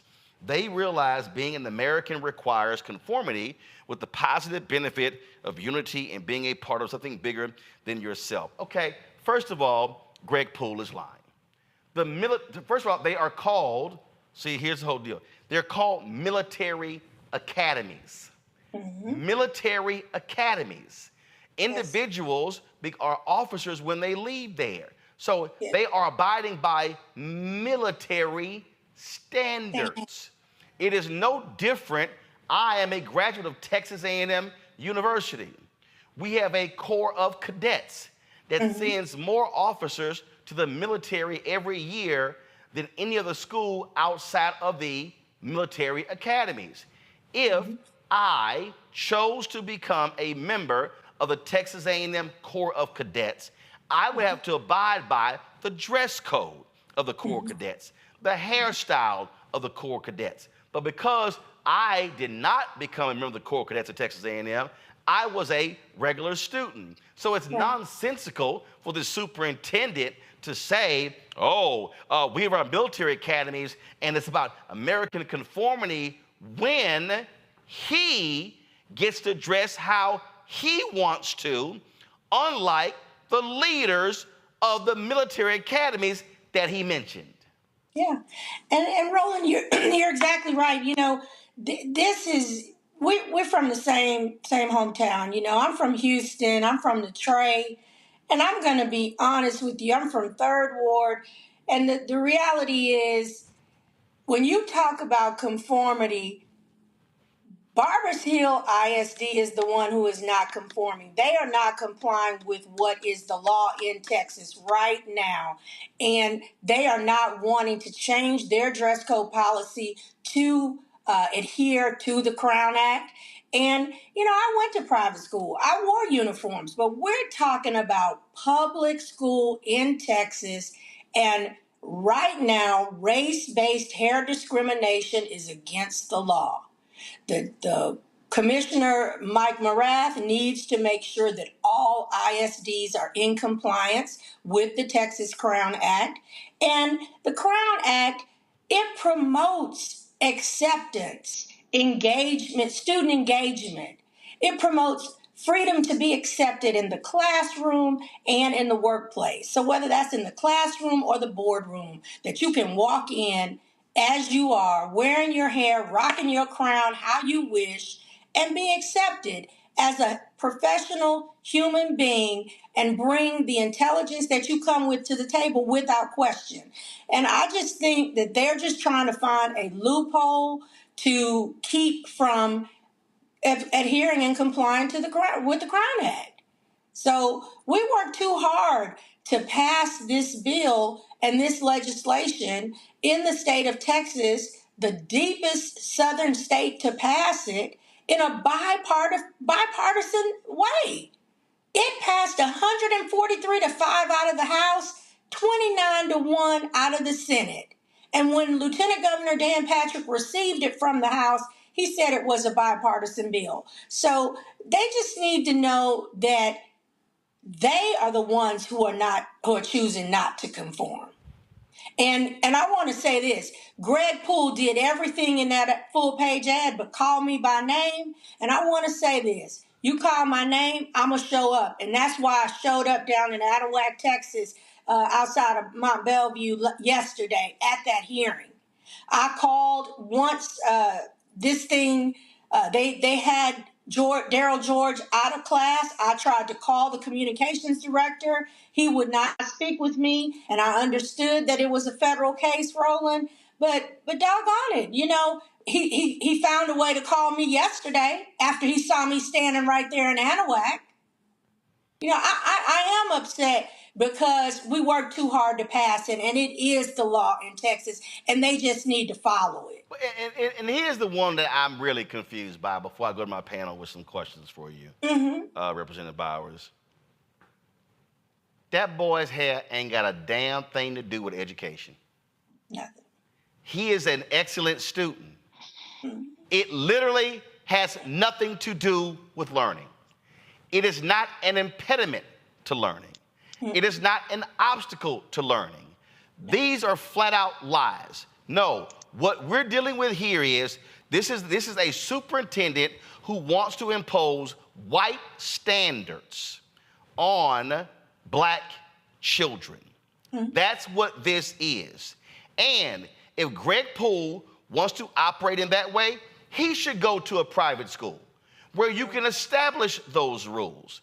But this is a public school, which is supposed to abide by Texas laws. But then again, when you have a governor who right now, Republican, who is defying the Supreme Court after they rule against him when it comes to the border, this is not a shock because frankly, for a lot of these conservatives, they don't have to follow the law if they disagree with it.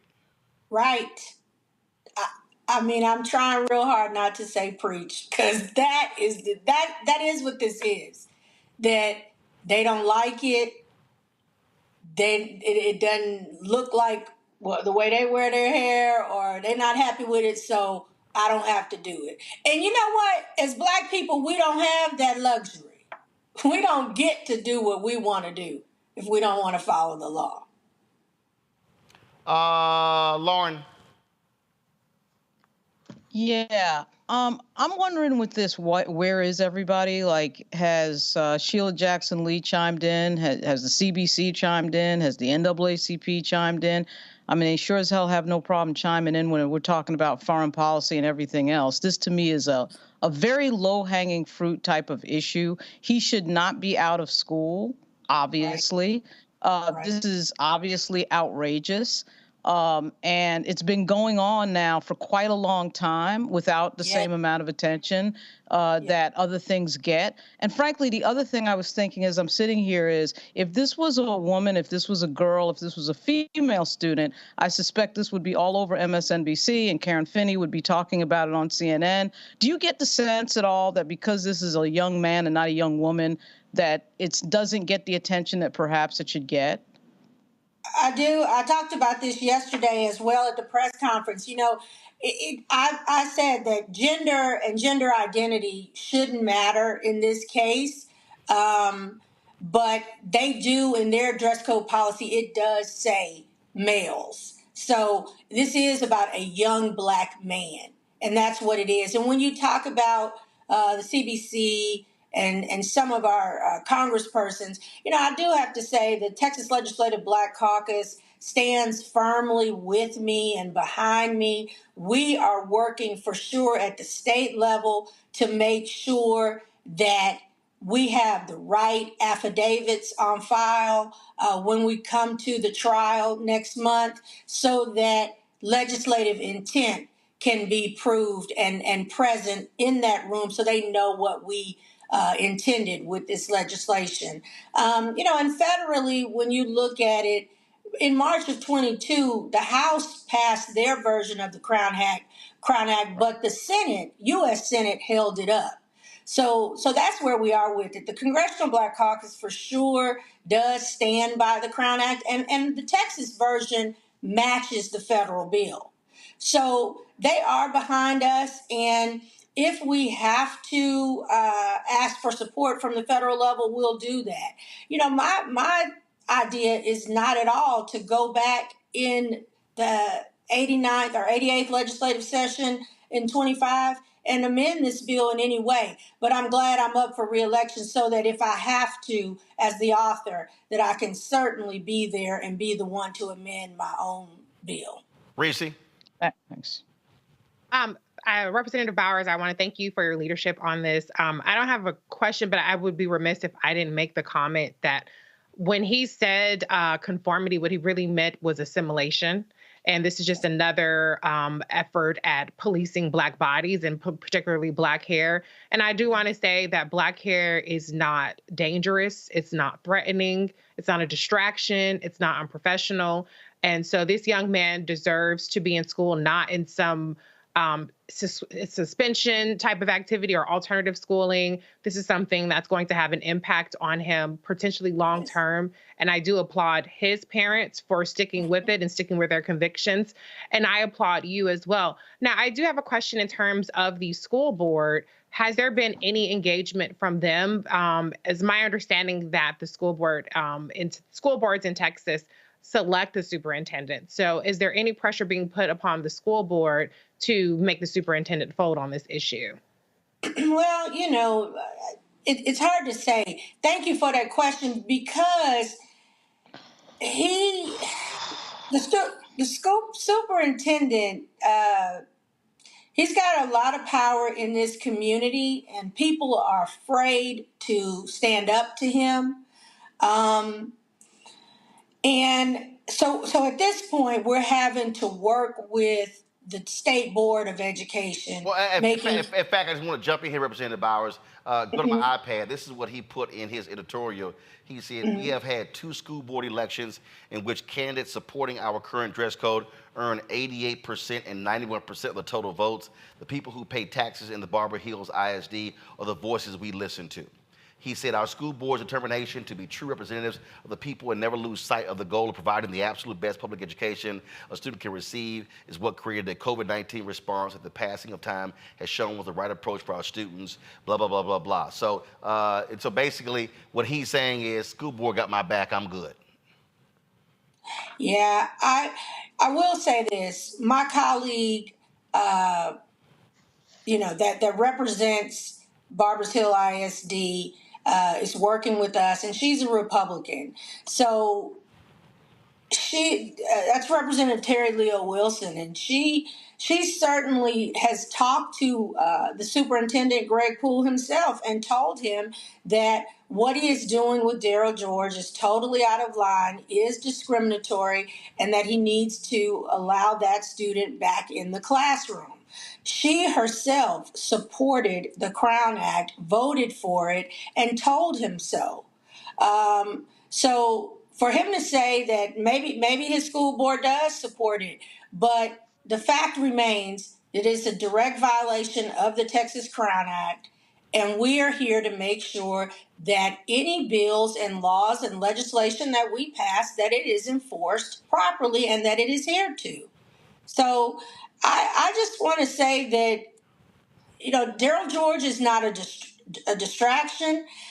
He's not here to harm anybody or hurt anybody. He's ready to get back to classroom instruction and learning so that he can have the best quality of life and education. And they're stealing that from him. They are robbing him of his education and good quality of life in the community. And so I want to say thank you for understanding that his parent, Derecha, is doing the right thing. His mom is doing the right thing by not taking him out, especially since this is law now. When this happened before with DeAndre Arnold, they chose to take those students, he and his cousin, out of the school district. So at this point, this is a real test of the Crown Act, and we're okay with it because we know that it will stand up in a court of law. We are the only thing about yesterday at that hearing that I wish the judge had done and Judge Kane didn't do is he wouldn't grant a temporary restraining order so that Daryl George could go back to school. Gotcha. Greg? Thank you, Roland. Thank you, Representative Bowers. I don't know why you Texas Negroes won't just do what a white man says. But at any rate, because Coach Poole, who's got a doctorate apparently in ed leadership from Texas A&M, I doubt that he knows that Bantu knots actually kind of can extend down past your shoulder blades. But please don't let him know that. Well, I mean, he's got an EDD, so I'm not sure. But I mean, I think it does. He can't spell Bantu. And no question about it. No question about it. But it seems like this is just a piece of these Texas white nationalists attempting to challenge federalism. When it's local and they like it, fine. If not, fine. And he's hiding behind his brother in the editorial, Mark Wilson, saying that he voted for the policies. But, a couple of things I want to ask you as it relates not just to the Crown Act, but to other lawsuits. I understand that the families of DeAndre Arnold and Caden Bradford actually have a federal lawsuit, a civil rights lawsuit that's still active.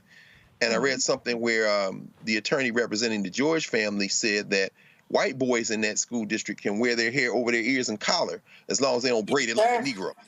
Yes, sir. There seems to be some selective enforcement going on. Any thoughts on suing the living hell out of this genius former coach who just isn't used to Negroes not doing what he says on federal issues, whether it be the Civil Rights Act of 1964, particularly as it relates to gender-based discrimination, racial discrimination, since white boys can wear their hair over their ears and by their collars as long as they ain't braiding it like a Negro? Any thoughts on basically not only seeing the Crown Act validated, but ripping their guts out in the federal courts around civil rights violations? Absolutely, because, when we passed the Crown Act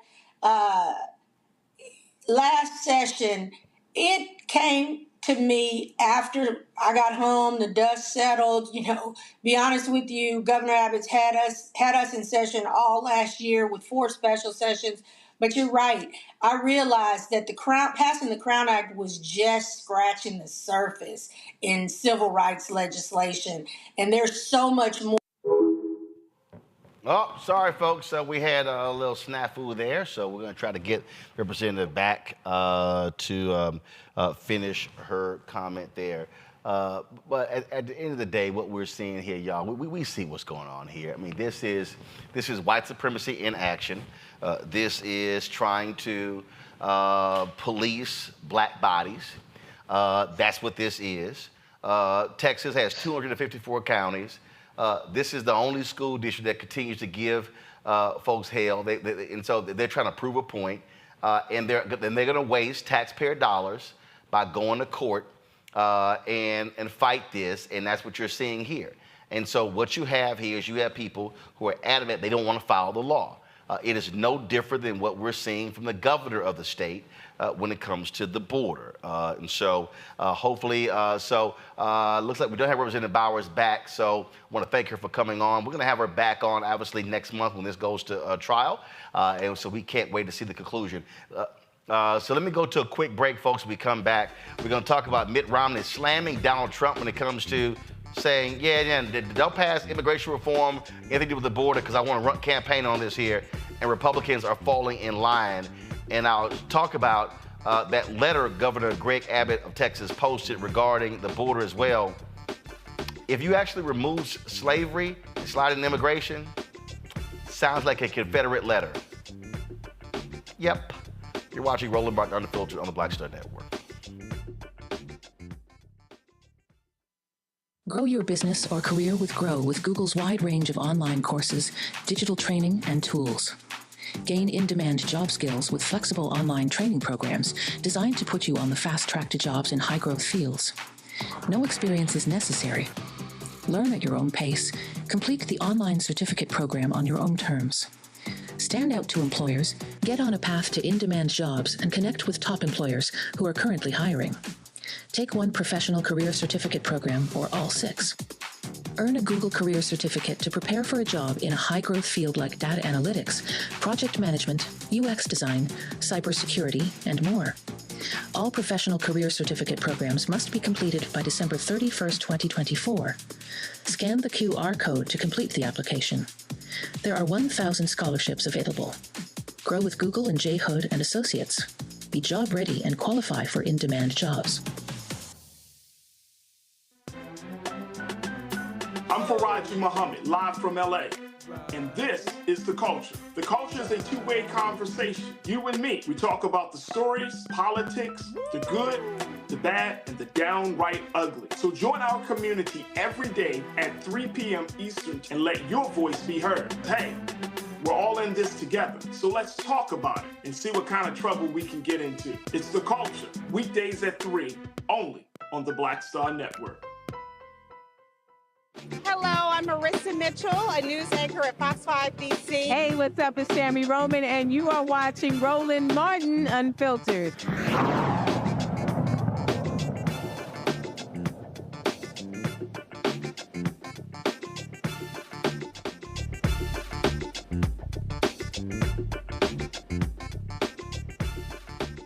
Hey, fam, boy, Republicans talk about being compliant to Donald Trump. So you have an individual in Donald Trump who has told Republicans, don't you dare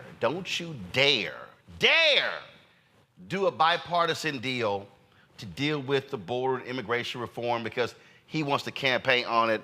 This is Mitt Romney talking to CNN.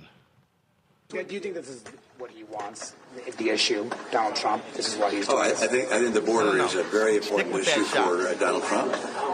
And the fact that he would communicate to Republican senators and congresspeople that he doesn't want us to solve the border problem because he wants to blame Biden for it is really appalling. But the reality is that we have a crisis at the border. The American people are suffering as a result of what's happening at the border. And someone running for president ought to try and get the problem solved, as opposed to saying, "Hey, save that problem. Don't solve it. Let me take credit for solving it later." See, here's what's going. So he laid out what the deal is. Mitch McConnell has already told his caucus that, we're in a bind because Trump wants to run on this, and so he's impeding the action. Now, I saw a report earlier that said that senators are still meeting. This is where Republicans, Lauren, have to show some guts and say, hey, we were elected to lead.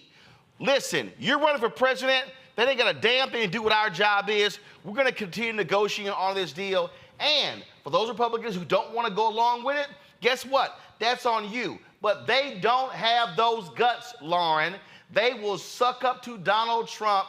And I'm telling you right now, Democrats should be hammering their asses every single day going, where you at? Where you at? We here. What y'all want to do? Where you at? Oh, I'm sorry. Your dear leader told you don't sit down and talk to us. I'll be wearing their asses out every single day. Yeah, well, this GOP is just an endless, bottomless pit of nothing. That's what they are, an endless, bottomless pit of doing nothing, of standing for nothing.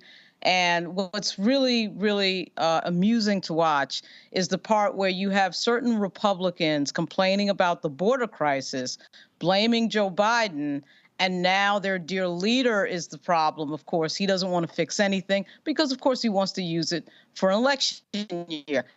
But to get back to what Reese said about two weeks ago, when you don't invest in communication strategy and you don't invest in communications or even really have a strategy of communications like the Republicans do, which they invest in misinfo and disinfo, and they also take the time to have their ecosystem of communications hammer out the same nonsense over and over and over again, that's how you win these conversations, even though you're dead wrong.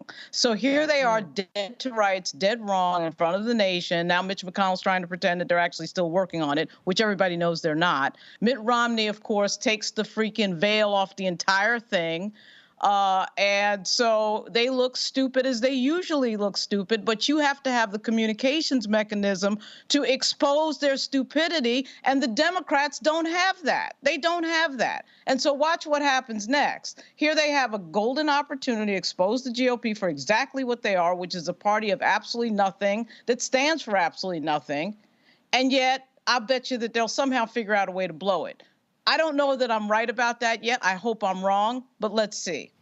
You know, Reese, I am a huge fan of The West Wing. It is one of my all-time favorite shows. And put me in a two box. Actually, just pull it up. Don't pull the audio. Let's pull the video up, Reese.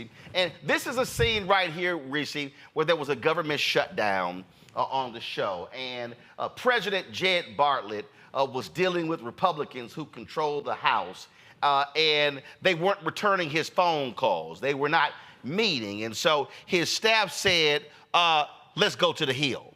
And so what then happened was they got in the limousine and walking to the Hill. Jed Bartlett, he got out of the car and he was shaking hands and all that sort of stuff like that. And eventually what's going to happen in this video here, Reese, Jed Bartlett on the West Wing is going to go to Capitol Hill, and he is going to sit outside on the bench of the outside of the office of the Speaker of the House. Now, what was interesting in this particular scene, Reese, is that all the media cameras are sitting there, and they're literally shooting him, and they're like, wait a minute, is the president literally sitting outside of the Speaker's house? And they tried to suggest, some people, oh my God, he looks weak. No. What he did was he embarrassed them by going to them and daring them to open the door and to negotiate with him. This is the scene of him walking down the hallway. And again, all the cameras are there. And so he's going to eventually get to the Speaker's office. And he's going to knock on the door, and they're inside, and they're trying to figure out, okay, oh my God, he's what? He's outside? Do we actually answer the door? Do we actually sit down with him and negotiate? What do we do? Well, when they kept playing around, finally Jed Bartlett got up and left and went back to the White House, forcing them to have to come to him to hammer out a deal. Now, I know somebody is watching. Stick with the video. I know somebody is watching, and they're saying, well, Roland, that's television, that's fiction, that's not. No, that's exactly what President Biden should do, or he should send Vice President Kamala Harris and dare them to leave her or him sitting on that bench waiting as they sit inside. Dare them to actually negotiate a deal. Challenge them where they are and say, y'all have been saying, oh, go to the border. You haven't done anything. And guess what? We are here. We are ready. You need to defy Donald Trump. If you say you care about the American people, then why won't you do something about it? To me, that'll make some damn good TV. Well, it's quite theatrical what you just outlined there. And I don't think that Democrats tend to dabble too much in theater in the same way that Republicans do. Republicans understand that you don't let a good crisis go to waste, and they know how to capitalize off of chaos. That's why you have these Republican governors trafficking human beings, migrants across the country, dumping them in places where they don't have the resources, and twisting the arms of Democratic mayors and governors. I think that, as appalling as Eric Adams can be on many things, he at least had enough sense to file a lawsuit, fight back against the bus companies to make it appear as though he's trying to do something to stem the crisis that is being inflicted upon his city because of the Republican governors trafficking migrants to his area. I think the big thing is the immigration issue is a losing issue for Democrats, to the extent that they can win back some people who are disgruntled about what's happening with the immigration crisis. You're going to lose people who are more so pro-immigration or at least pro-humane treatment of migrants. And so that's why they're being very mute and very hands off in terms of the coverage and the messaging around what's happening with immigration. And they have to figure out some sort of sweet spot to not necessarily elevate the issue beyond where it already is with Republicans taking advantage of it, but also seeming like they're doing something. And we talked about this a few weeks ago. I don't know that they are doing much. I mean, I know statistically speaking, border crossings are down.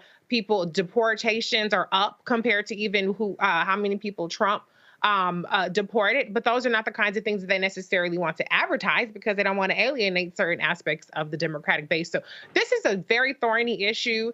But one thing Republicans have figured out is they rarely, if ever, get penalized for incompetence, for obstruction, and for not solving things. And Democrats, on the other hand, do get penalized for not fixing the world with the stroke of a pen. Look, here's the deal, Greg. I get all of the hand-wringing, but frankly, I think it's weak. At the end of the day, if I'm the Biden administration, you damn right, I'm going to announce how many people we deported last year, which was an increase from the previous year.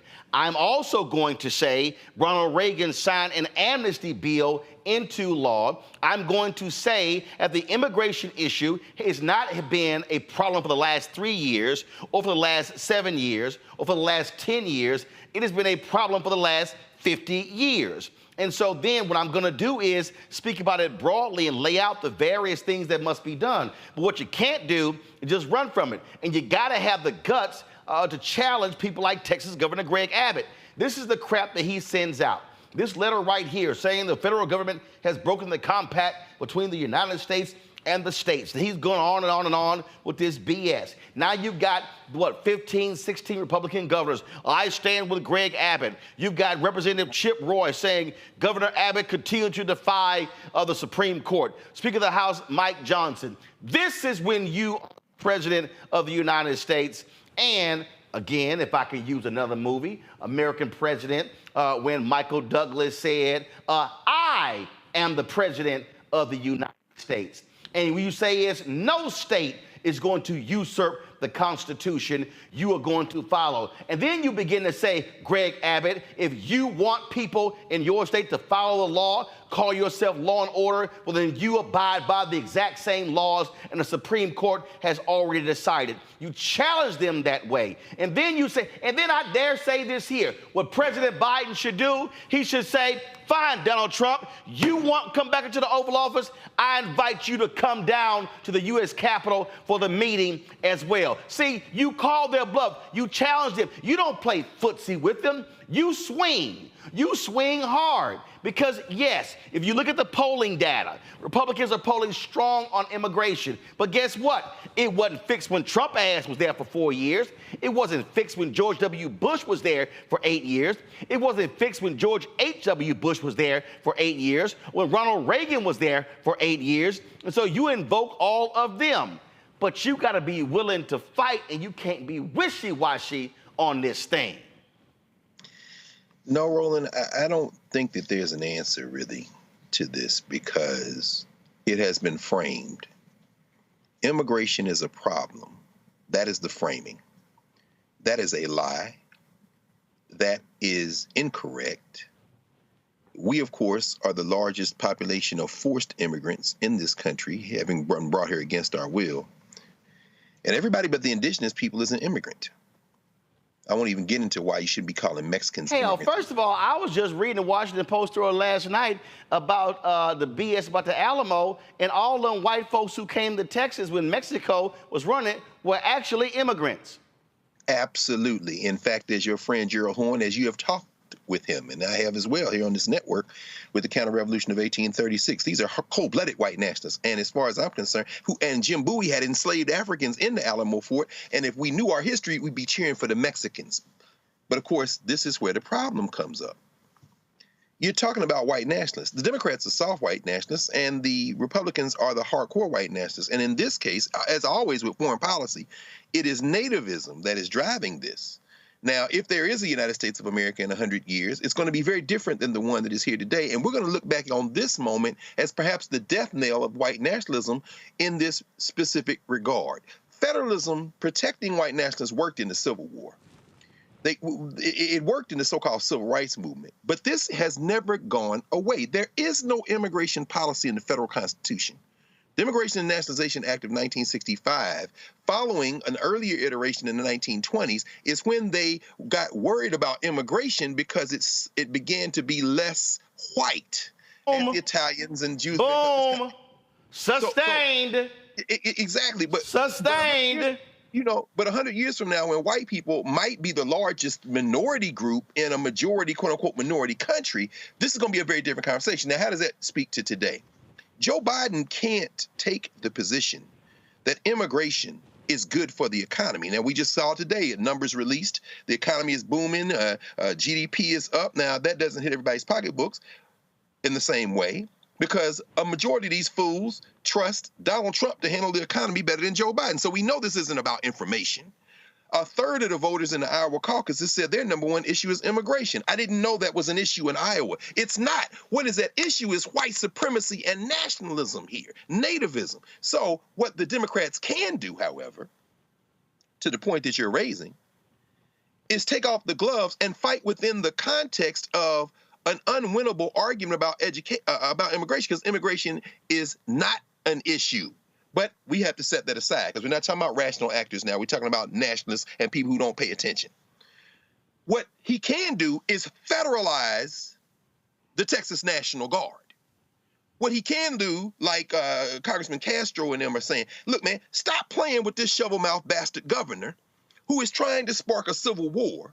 Stop playing with people like this hillbilly J.D. Vance in Ohio who is saying, don't send this bipartisan legislation to the House because MAGA Mike Johnson has already said that onward Christian soldier is going to die and they're going to blame MAGA.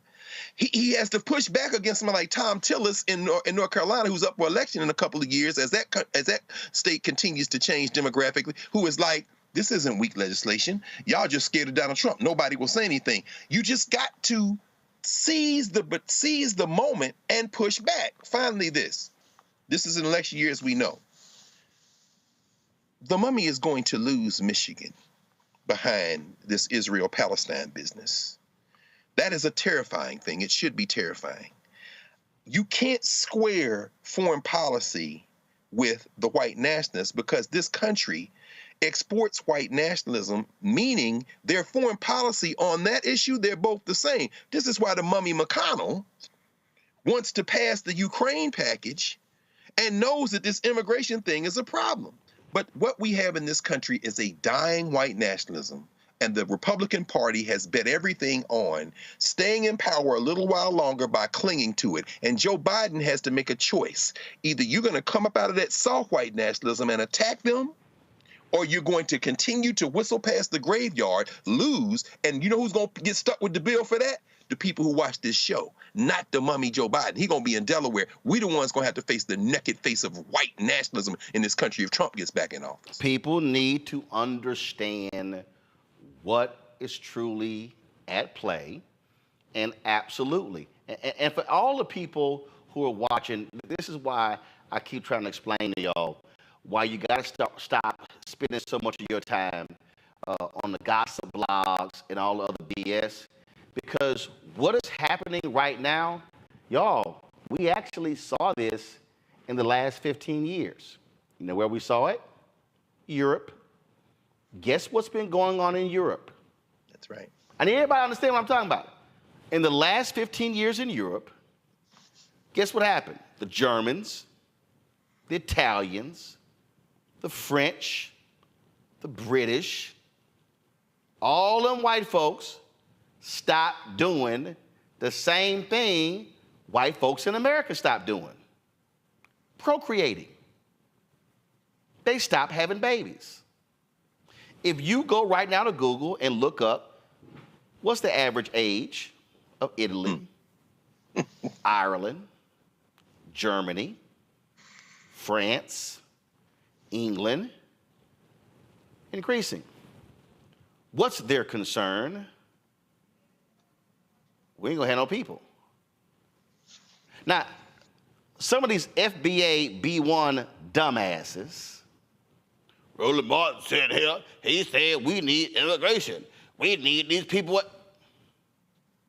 Let me say it again.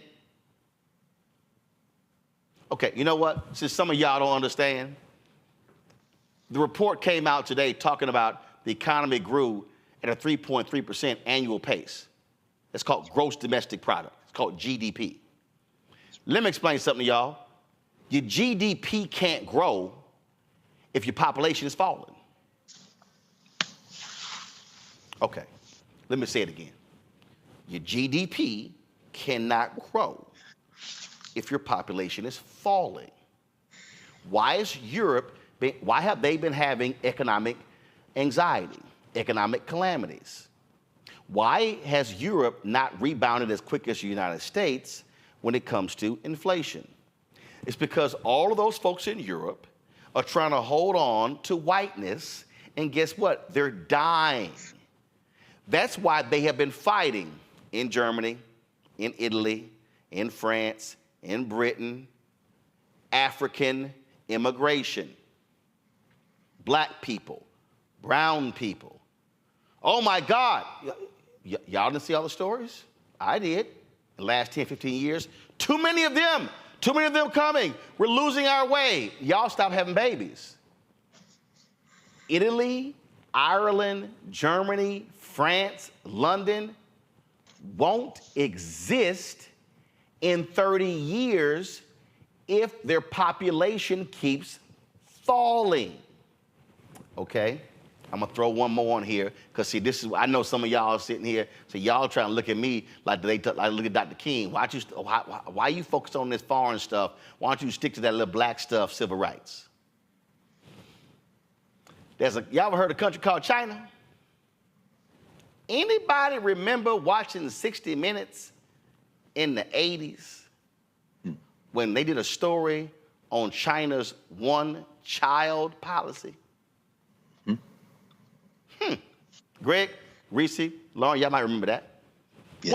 One child policy, y'all. Absolutely. China was like, hey, we got too many people. So you know what China did, y'all? China said no family could have more than one kid. That's right. Now, everybody talking about how smart China is. No, China was dumb. Because China didn't do no math. Nope. What China didn't realize is if you limit one family to one child, when people start dying, you need a population to replace the people who have passed on in order to continue to do all of the jobs in a functioning economy. Guess what happened? China went, oh shit, the hell are we thinking? So you know what they did? Shit. Okay, 2-child. Now they just changed it. 3-child. Next up, they're gonna be saying, hey, I need y'all to have 5 kids. That's right, and it's too late. Too late, y'all. It's too late. Because guess what? All of the people who were living in rural China, manufacturing in the farms, yes, they don't exist. They moving to the city. China is having economic upheaval because they ain't got enough people. That's right. So what white Americans are doing, that's why I wrote this book, White Fear, because I lay it all out in here. We're losing our way. Y'all, the numbers simply do not lie. That's right. You're not going to have a great America and an economy 30 years from now unless you have people That's right. in the jobs, trained, educated, and now positioned to have children in order for the next 30 years. See, some of y'all just thinking about the next 6 months to a year. And I get these black people, man, they coming over here, they taking our jobs. Wrong. Listen to me, black people. These white supremacists got you using the same language. That's right. Using the same language as them. And I already know. I know all you FBA B1 dumbasses gonna run your mouth, do your video. See, there you go. He an anchor, baby. He Haitian. I'm not. And if you were, so what? Right. Mom and daddy from here. Grandparents from here. Great-grandparents from here. My maternal, paternal ancestors migrated from Haiti. That leaves me with 3 other grandparents, dumbasses. But, oh, and by the way, for all you dumbass FBA and B1 people, black immigrants account for 10% of the U.S. population.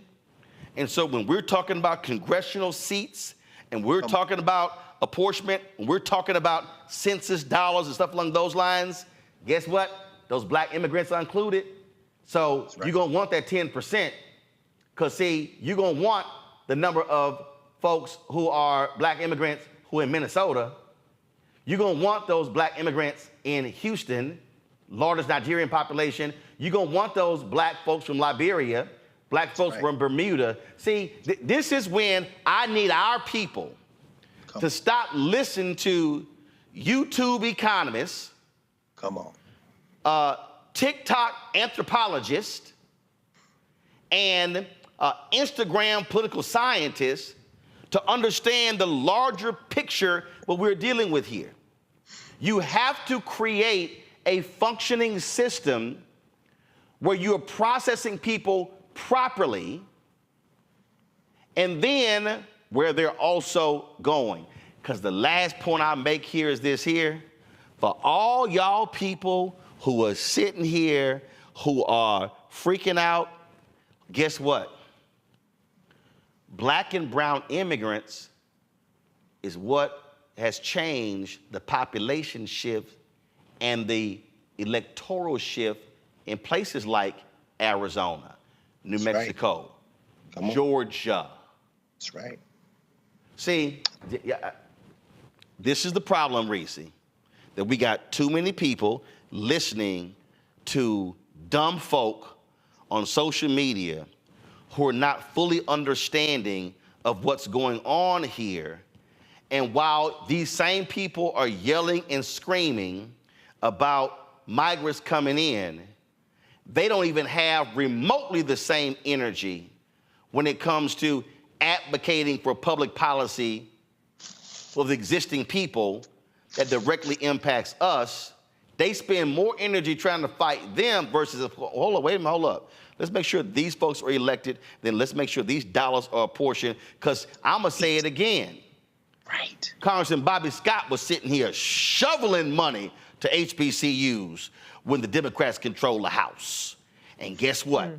That money was, so guess what? All these HBCUs, Tennessee State, Howard, Morehouse, Spelman, Texas Southern, Florida A&M, we're seeing massive increases. Now we got to build more dormitories. What's that called? Black construction. Oh, now we got to acquire the land. What's that called? Black real estate people. Oh my goodness, we now got to have more goods and services. What's that called? Black stores. But again, though, the simple Simons out there don't quite understand the notion of building a black economy and a black infrastructure because they so caught up sounding like white supremacists saying, oh, here come those other people. Another round, Reese, Lauren, then Greg. Yeah, and I want to caution Black people in particular who do find some sort of sympathy or community in the notion that immigration is a problem. I don't mean immigration is a problem in the strictest sense. I mean trafficking people and dumping them off with no resources is a problem. That's the crisis that we're talking about here, not just the fact that people are coming to this country. But I don't know that. But what I do want to say is look at what we've covered in this show with the Crown Act.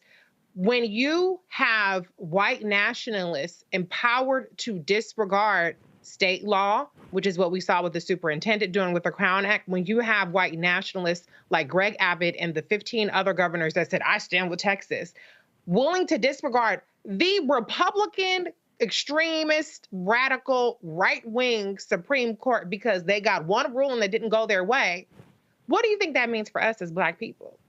Don't find community and don't find a hero in the people that are attacking your citizenship right now, that want to strip you of your right to be a Black person in the skin you are in, with the hair that you are, going to the ballot box, going to the schools, going to do whatever you want to do, who want you to conform, who want you to bow down to them when they pull you over for a damn traffic stop or whatever. These are not the people that we want to empower under the guise that they're going to solve immigration, because as we're seeing the discussion kicked off, they don't really want to solve immigration. They want it to be a hot button issue so that they can continue to grab more power. Now is not enough because they have the House, but they don't have the numbers they need in the Senate and they don't have the White House. So they're just bidding their time using this issue as a hot button issue to further empower themselves, on the state level, to disregard federalism, disregard the courts, to do anything they want to do. It's not going to stop with immigration. It's going to keep going and going and going. It's already done with women's bodies. Black people, we are always ones to get it the worst. And so be careful what you wish for with these Republicans saying to hell with Biden, to hell with what the Democrats are talking about. We're going to take matters into our own hands. That's not something that I would ever usher in if I had a choice. Lawrence. That's right. You know what? I think that even though it's certainly true that we can get lost in this idea of some of these bad arguments, these bad faith arguments that Republicans make with regard to immigration, I mean, there is a lawsuit in Chicago. 3 Black Democrats are bringing up the fact that the migrants who were bussed in by Greg Abbott into Chicago are getting certain social services that they're arguing that the Black community should have been getting for years. And I'm not sure that that's a bad argument. I haven't read their lawsuit yet. But even though on its face it sounds like something that a Republican would say, I think we do have to figure out this complicated issue of what we're doing with folks who are not legal citizens in the United States. But these cities are, of course, trying to take care of people because they're trying to be humane, in New York and Chicago in particular. And as somebody who's been in New York a lot over the last 2 months, that's a really difficult question. You know, what do you do with non-citizens that do have to be taken care of? And through really no fault of their own, this gimmick of being bussed in was, you know, absolutely crazy. But at the same time, when you see social services going to folks who are not citizens and you're a citizen of the country, particularly African Americans, I mean, we are the group that has been screwed over for 405 years. We should be at the top of the list asking these questions about why it would be the case that a group of people would be housed and given health care, et cetera, and so on.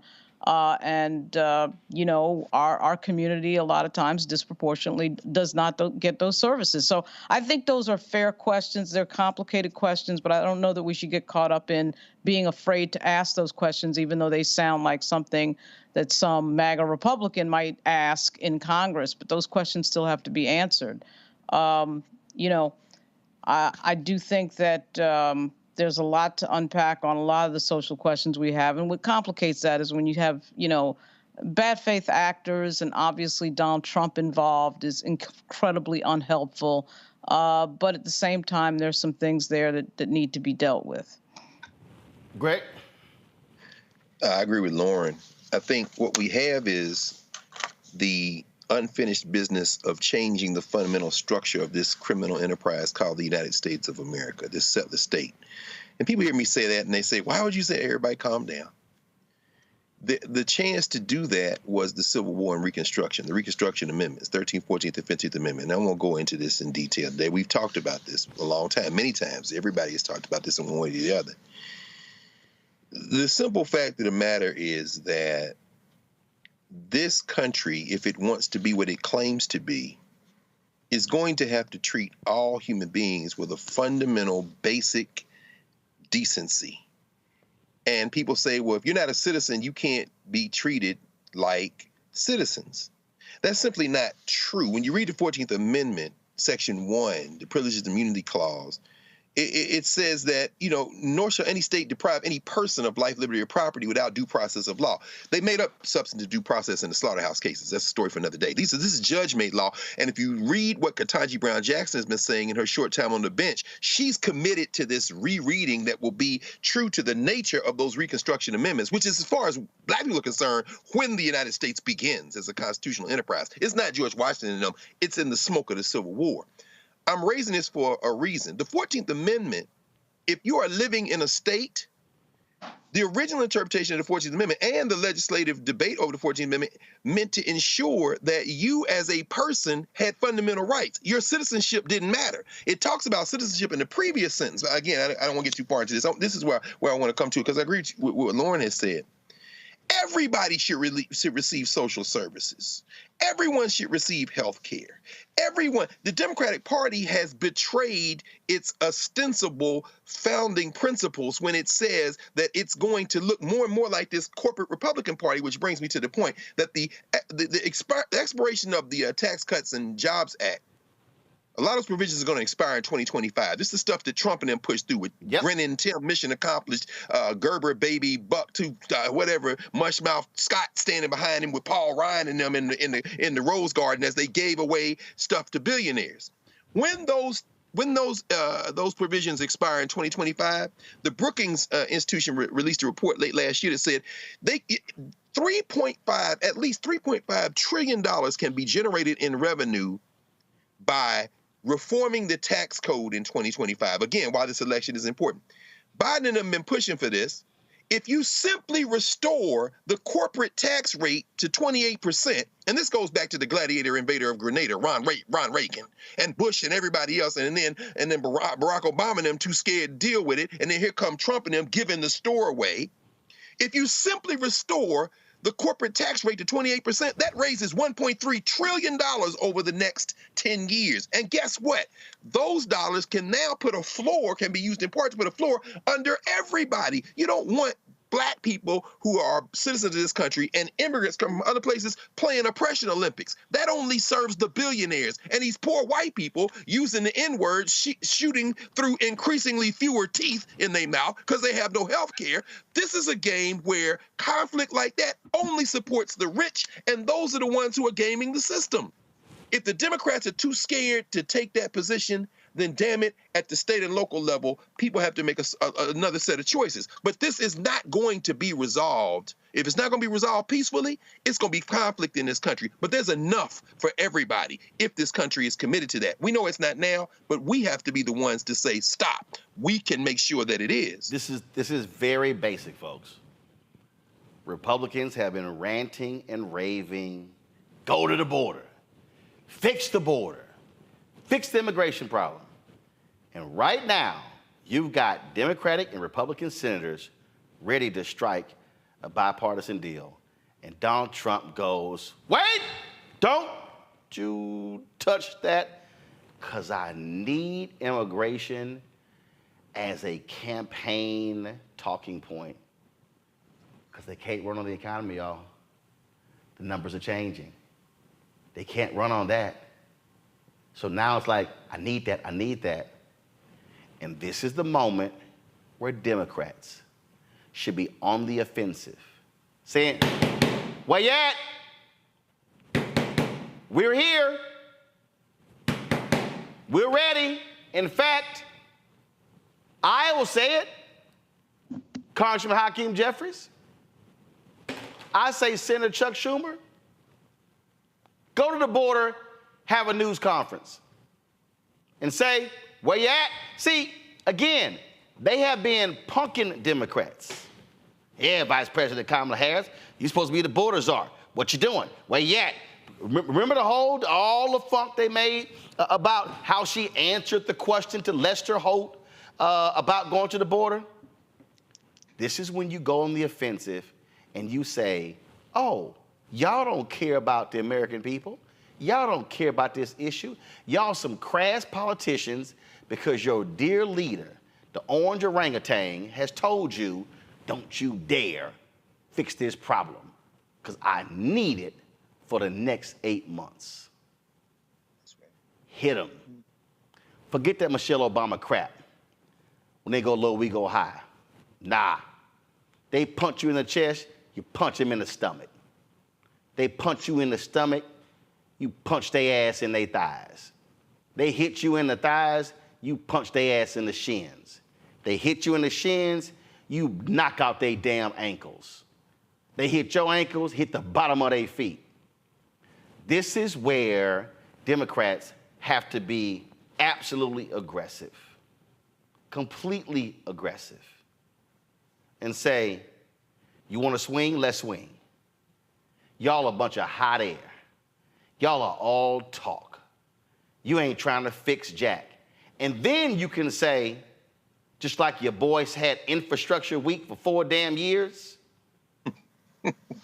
I need see again, all y'all who are at home listening on the podcast, video, audio, listen what I'm about to say.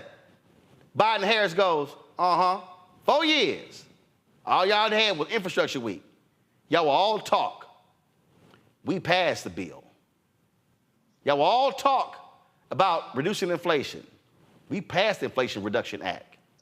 Trump, you didn't sit here and fund HBCUs. We dropped $6.5 billion to HBCUs.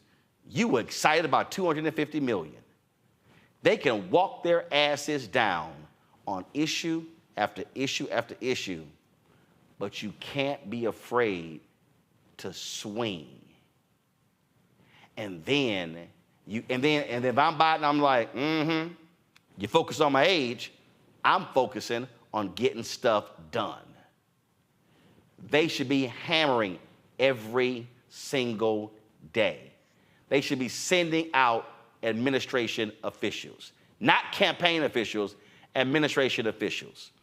Democratic leaders in the House, Democratic leaders in the Senate, Democratic governors, Democratic mayors should be saying, you sorry, do-nothing Republicans, all you're doing is kissing the ass of Trump and not fixing the problem.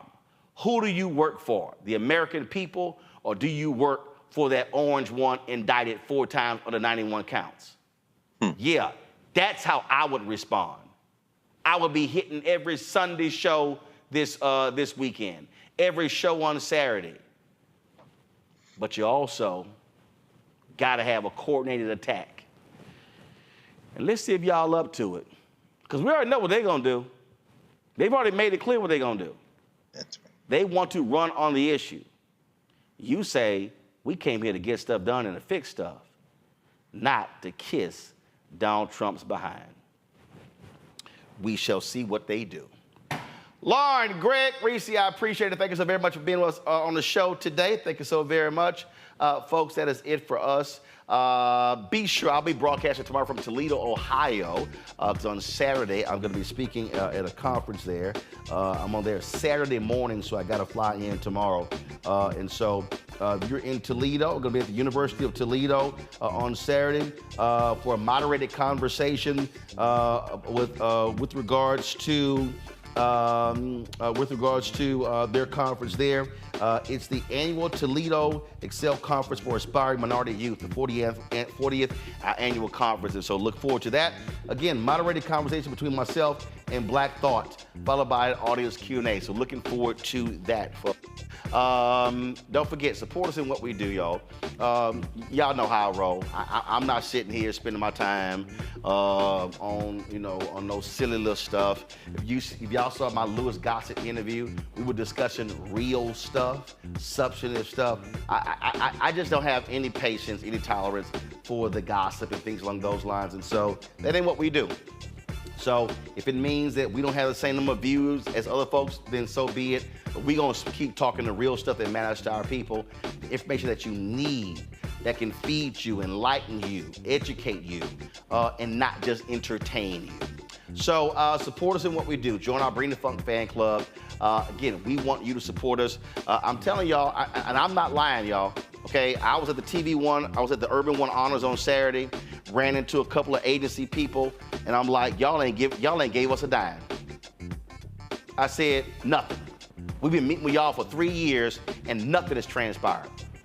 Those 2 agencies I ran into, y'all, those 2 agencies represent $100 billion of the $340 billion spent every year by advertising. And I told them, y'all ain't giving us a damn dime. So when I say we're fighting that good fight, we absolutely are. So your support is absolutely critical. I just can't tell you, because none of this stuff is free. None of this stuff is free. Last week, some of you rightfully were complaining, and I agree, when our feed got cut off. So we had to get a whole new streaming server because the Clearcaster, they stopped servicing that, so we had to go get the Teradek services. Y'all, that was, what was the number? $18,000, $20,000? Yeah, I had to drop, like, y'all, we spent about $8,000 a couple of years ago on a Clearcaster. We thought we were good. They hit us in the middle of the year, hey, this has been discontinued. So we had to turn around and drop $18,000 for the new encoder to kick the message out. And then we were having some issues with that, and of course our fiber. And understand, y'all, we're paying for fiber and Wi-Fi. Fiber and the Wi-Fi, those 2 alone cost us almost $5,000 a month. Because we need a high enough gigabyte and we need a high enough speed to be able to, so we don't have anything that breaks up. So that's real. Those are real, absolute dollars. And that doesn't even include staff, being able to rent the facility, all those different things like that. We ain't broadcasting from the basement, from somebody's mama's kitchen table. We're doing real stuff, real production. Not only are we on YouTube, we also have our Black Star Network app. We also have 4 fast channels. We're sending our signal out. We created our 24-hour streaming channel. So we're building something. And in this election year, what we cannot do is have outlets that are talking to crazy folk like Vivek Ramaswamy and not talking about our issues. I don't care about people like that. Our stuff matters, and we gotta have a place that we own and control where we don't ask permission to talk about the things that matter to black people. So send your check and money order, P.O. Box 57196, Washington, D.C. 20037-0196. Cash App, $RM Unfiltered. PayPal, R Martin Unfiltered. Venmo is RM Unfiltered. Zelle, Roland@RolandSMartin.com, Roland@RolandMartinUnfiltered.com. Of course, you can download the Black Star Network app, Apple phone, Android phone, Apple TV, Android TV, Roku, Amazon Fire TV, Xbox One, Samsung Smart TV. As I said, you can check out our 24-hour streaming channel. We're available on Amazon News. Go to Amazon Fire. You can pull it up right there on News. You can tell Alexa to play news from the Black Star Network. You also can watch us on Plex TV. That's right. You can watch us on Amazon Freevee and Amazon Prime Video. So when you go to Amazon Prime Video, click Live TV. When you go under News, guess what? We're right there along with MSNBC, NBC, CNN, all the rest of them. I want to thank Lois Beasley, Shalina Rogers, Jennifer Jones, Willow Howard Rogers, Kenrick Burke, Leslie Harrell, Alan Evans, Shanette Richardson, Sean Houston. All of them gave during the show today. Tanya Williams, I appreciate that. Yesterday and last night, we had Bernard Again, Vunu Holiday, Carolyn Anderson Bush, Leonard Moses, Douglas Burt, Donna Fields, Allison Caraway. We had Bernard Silver Days, Khadijah, Gary, Wendy Isom, Sharon Bland, Dwayne Hairston, Jacqueline Parker, Kendrick Langley, Adrian Fuller, Crystal Sovereign, Carla Taylor, Marigold Media, Javian Williams, Margaret Gahutu, Lois Beasley, Alfred Richardson, Denise Wright, Jay Mercer, C. Kelly, Akeem Smith, Brian Hall, Randall, Clara, Achalafu, Jeffrey Carter, Barry Igbo, Veronica Landfair, Nelson McCrimmon, let's see here, Sharon Neal, Latasha Minor, Herbert McKinney, Candace, Cynthia Walker, Kathleen, Reginald Cobb, Conchetta Harris, Daryl Johnston, Gwendolyn Thomas, Andrea Durant, Tracy Reeves. All of those people have given to this show in the past 5 days. And so we appreciate, no, past 3 days. So we appreciate, that's Cash App alone. So we certainly appreciate all that y'all do. Trust me, we're doing the work. And so your support is critical. And we thank all of you for supporting this show from day one. I'll see y'all tomorrow from Toledo. Holla! Network is here. Oh, no punches! I'm real revolutionary right now. Thank you for being the voice of Black America. All momentum we have now, we have to keep this going. The video looks phenomenal. See, there's a difference between Black Star Network and Black-owned media and something like CNN. You can't be Black-owned media and be scared. It's time to be smart. Bring your eyeballs home. You dig?